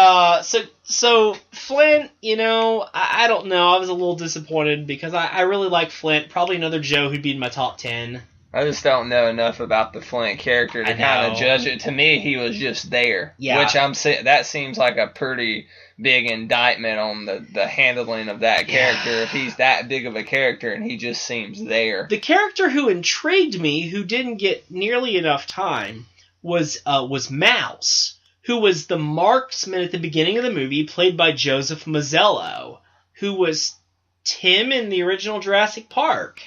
That's what you say. Yeah. Yes. And right? Am I right on that? I think that's right. I'm 100%.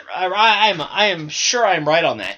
Anyways, he seemed like a cool character because he was a named character. He's somebody new, and apparently somebody else who got killed off really early in the movie. Well, the character I like was Lady J, specifically the scene where she chose to go for a night jog.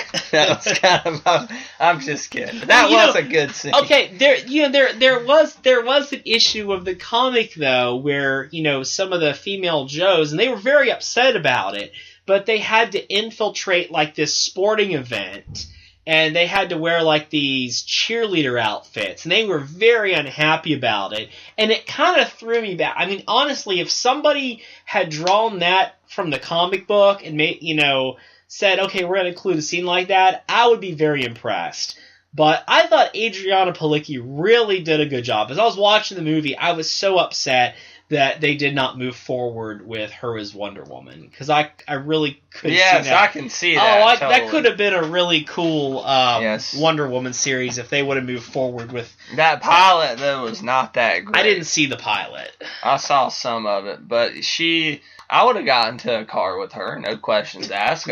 No questions asked. I think most White House aides would, don't you, Jerry? That's definitely what it worked for him in the movie. So. One of the problems I had with this film, and I didn't have many, I thought it was a fun ride throughout, and maybe that's the best way to put it, a fun ride, because I didn't think there wasn't much time in this film for decompression. Everything I felt was boom, boom, boom, boom, boom. And I don't want to say it was character overload, but you had characters like Jinx getting introduced, and it was just like, she's introduced, we're fighting on the top of a mountain, ninjas fighting on the top of a mountain. Before that, Cobra Commander's being broken. I mean, before you know it, you're at the end of the film with no time to breathe. It is non-stop, and whether or not that's a good thing when you have so many characters. I mean, if you have an action movie with just a couple characters and it's non-stop, or a horror movie, that's one thing. If you have lots of characters, that can be confusing. And, most people don't seem to be confused. I don't think it was confusing. It was just like... not enough time to really focus on what's going on or to grasp everything then. I could grasp it. It wasn't like a complicated plot, and I don't even feel... I'm trying to think the right way to put it. The plot flowed well. It wasn't like... it's not muddled, like, what's going on here. It's just when you're doing that much, it makes your big action scenes kind of have more of an effect if you have time to sit there and take them in. Like, holy crap, that just happened. Yeah. That was awesome. Instead of, holy crap, it's another one. You know what I mean? Yeah, I see what you're saying there. What did you think of RZA as the Blind Master? I thought that was okay. Yeah. I didn't really have any feeling one way or the other about it. A lot of people really seem to not like him as the Blind Master. Look-wise, I like the look of him, but maybe it was something with the way he talked, but I was kind of saw some people jokingly referring to him as the master of exposition, because it almost felt like he was like narrating parts of the movie or something. They're like, we're not going to show these things. We're going to have the blind master narrate them to you. Yeah, it was. It's a little over the top. I know he's from the Wu-Tang Clan, and I mean they do a lot of stuff with martial arts movies, so maybe that that probably helped him get involved in that. But it was interesting casting, but they kind of used him in a weird way. I don't feel like he is RZA. Does this casting fit the character? The casting fit the character fine. Okay, well, I mean, I think it was kind of a splash to kind of let's pull with something that people know in pop culture knowledge to our property. And I thought, like I said, I didn't have really a feeling either way. I thought it worked for what it was trying to do, but it wasn't trying to do too much. I thought the exposition was forced, the way some of his dialogue. Yeah, it did seem a tad off, but not much where I would detract from the film. Yeah. There were a lot of really silly one-liners in the movie, and, I mean, some of them were kind of groan-worthy, but at the same time, I kind of felt like that was the tone of the movie, I mean, what Saturday morning cartoon in the 80s didn't have cheesy one-liners? I wanted to talk about, and I went with a friend to go see this, and we were, he knows about as much about Joe as I do, which is not a whole lot. Which is not enough. Yeah, not enough. But I plan on hopefully checking out the comic series. And it's definitely a property I want to know more about because it seems like a very rich property. However, we were talking about the ending. I won't say it's anticlimactic, but it used to be, he was like, it seems like in films like this back in the day, you would have this final showdown between the Cobras and the Joes, and it would very much feel like, all right, this is it. This is the final battle of the movie. When this peace summit, which almost turns into mutual assured destruction, breaks out, and we get toward the end of the movie, and we get to see some cool moments like Storm Shadow and Snake Eyes fighting together, all that stuff's great, but kind of the final action scene of the film is Firefly versus Roadblock. Yeah. And it's a cool fight. We get to see them out on the open sea chasing after one another, and they get to a beach, and eventually The Rock just kills Firefly because he has the detonator to one of his explosive Fireflies. But it seems like, really? Really, that's it? The end of this movie is just The Rock blowing up Firefly? Yeah. Did it seem like maybe... And at the same time, I feel like maybe they're setting more up for Cobra in the next film. I think so. I kind of feel like the next film is going to focus on bringing Destro back in. I hope so. Because they showed Destro. They acknowledged... But was that just for purposes they have a plan for him, or were it acknowledged this happened in the first film and the actor didn't want to come back? I think it does both. I think because they show him, they probably have plans for him, but at the same time, with how minimal they show him, it acknowledges the first movie, and if you do it in the third movie, you have some time so that everything can kind of gel together. The transition to another actor isn't as jarring. Yes. I kind of was thinking about characters that were in the first movie that didn't show back up. I think the first movie, the worst mess to me, more of a mess than Duke, more of a mess than Ripcord, was the mess of having the Baroness be Cobra Commander's sister, which I accepted as regular fiance. I was like, oh, this must be regular Joe continuity. No, I was way craziness. Craziness. Let's make a movie where Snake Eyes where Snake Eyes and Duke are twin brothers or something crazy. No, not at all. Let's make a movie where Cyclops and Wolverine are father and son. Or how about we make a movie where the Joker killed Batman's parents? Okay, well that happened. That actually, and it, you know what? It that kind of worked. It worked there. It worked there. Anyways, they didn't address the Baroness at all. They didn't even name drop her. Well, I felt like that. I knew, Sienna Miller wasn't back, but I felt like they wrapped her plot point up in the first film. I would love to see her back. For such a major character, they ought to do something. Tons of those Joes. What happened to all the Joes from the first movie? What happened to General Hawk? what happened to Ripcord? Do I care? Not really.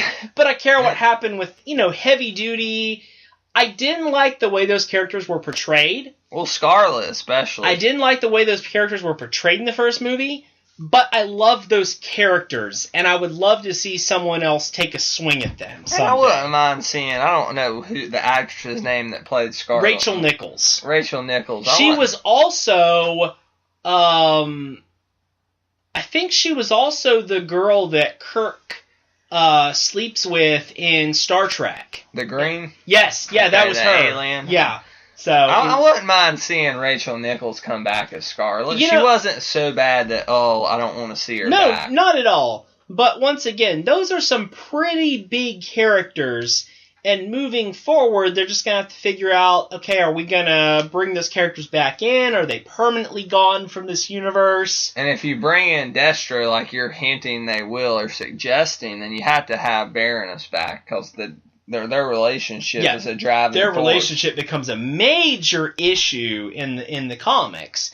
And I think there's ways to work that back in, especially now if Duke is actually dead. Will we ever get to see, being unfamiliar with the property, this Cobra Commander, I know he's the commander, he commands the Cobra troops and people like Firefly and Zartan and people like that, sometimes Storm Shadow. Mm-hmm.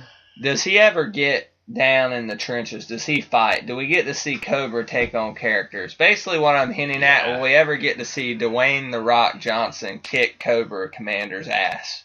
Cobra Commander... Because I want to see that. Cobra Commander is typically the guy who calls the shots, and he might do something sneaky, but he is not a fighter himself. In the comic, okay. Cobra Commander is truly... He challenges you more psychologically. He's not even a military. He's not ex-military or anything. He literally is just a guy. But he's maybe the most popular G.I. Joe character of them all. Absolutely, but he uses everybody else. He is persuasive. He is charismatic. And he has, there's an issue where they capture Cobra Commander, and they can't get his helmet off because he has all of these explosives wired into his helmet that would kill whoever would try to, take off his helmet and reveal his identity. He's that kind of character. Yeah, very, very narcissistic and just wanting to, he would die before, sacrificing. Oh. He'd kill others at will. And he's not somebody, it's almost like the Joker and Batman. You don't want to see the Joker fight Batman, because Batman physically will take the Joker down any day of the week, but the way he pushes him psychologically. Sure. And not to compare Cobra and the Joker, but it seems like in a way, Cobra kind of does that to the Joes. Yeah, I think there's a lot. I think Cobra cares a lot more about himself than, the Joes care about. Cobra Commander cares a lot more about himself than the Joker cares about himself. So, Jerry, I know you want to get on to some Jon Chu stuff, but as far as reviewing this film, is that pretty much going to do it? I think that's it. Overall, I would go with great. I really like this movie. I can't say I'm disappointed at all. It's better than the first movie. It's what I expected and wanted out of a G.I. Joe movie, and if the next movie's better, then that's great. If the next movie's as good, that's great too. I'll actually do it a half better than Jerry will. I'm going to confirm it for myself at a great and a half. Wow. It was not the best movie I've seen this year. I still say that goes to Oz the Great and the Powerful, and Olympus Has Fallen was probably better too. But it was the most fun I've had at the movies, not only this year, but in a little bit. So I'll go great and a half.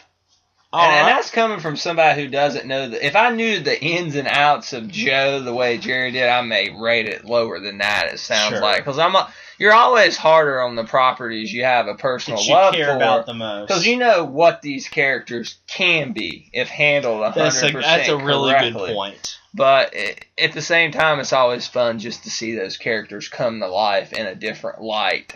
So, well, the only other Jon Chu thing I'm gonna bring up is that Jon Chu is is going to be directing Masters of the Universe, the movie. That's which something to chew on. Yeah. Bad pun. That's another one of those properties that is really, really, really near and dear to my heart. And after watching this movie, I know some Masters of the Universe fans seem to be like really horrified.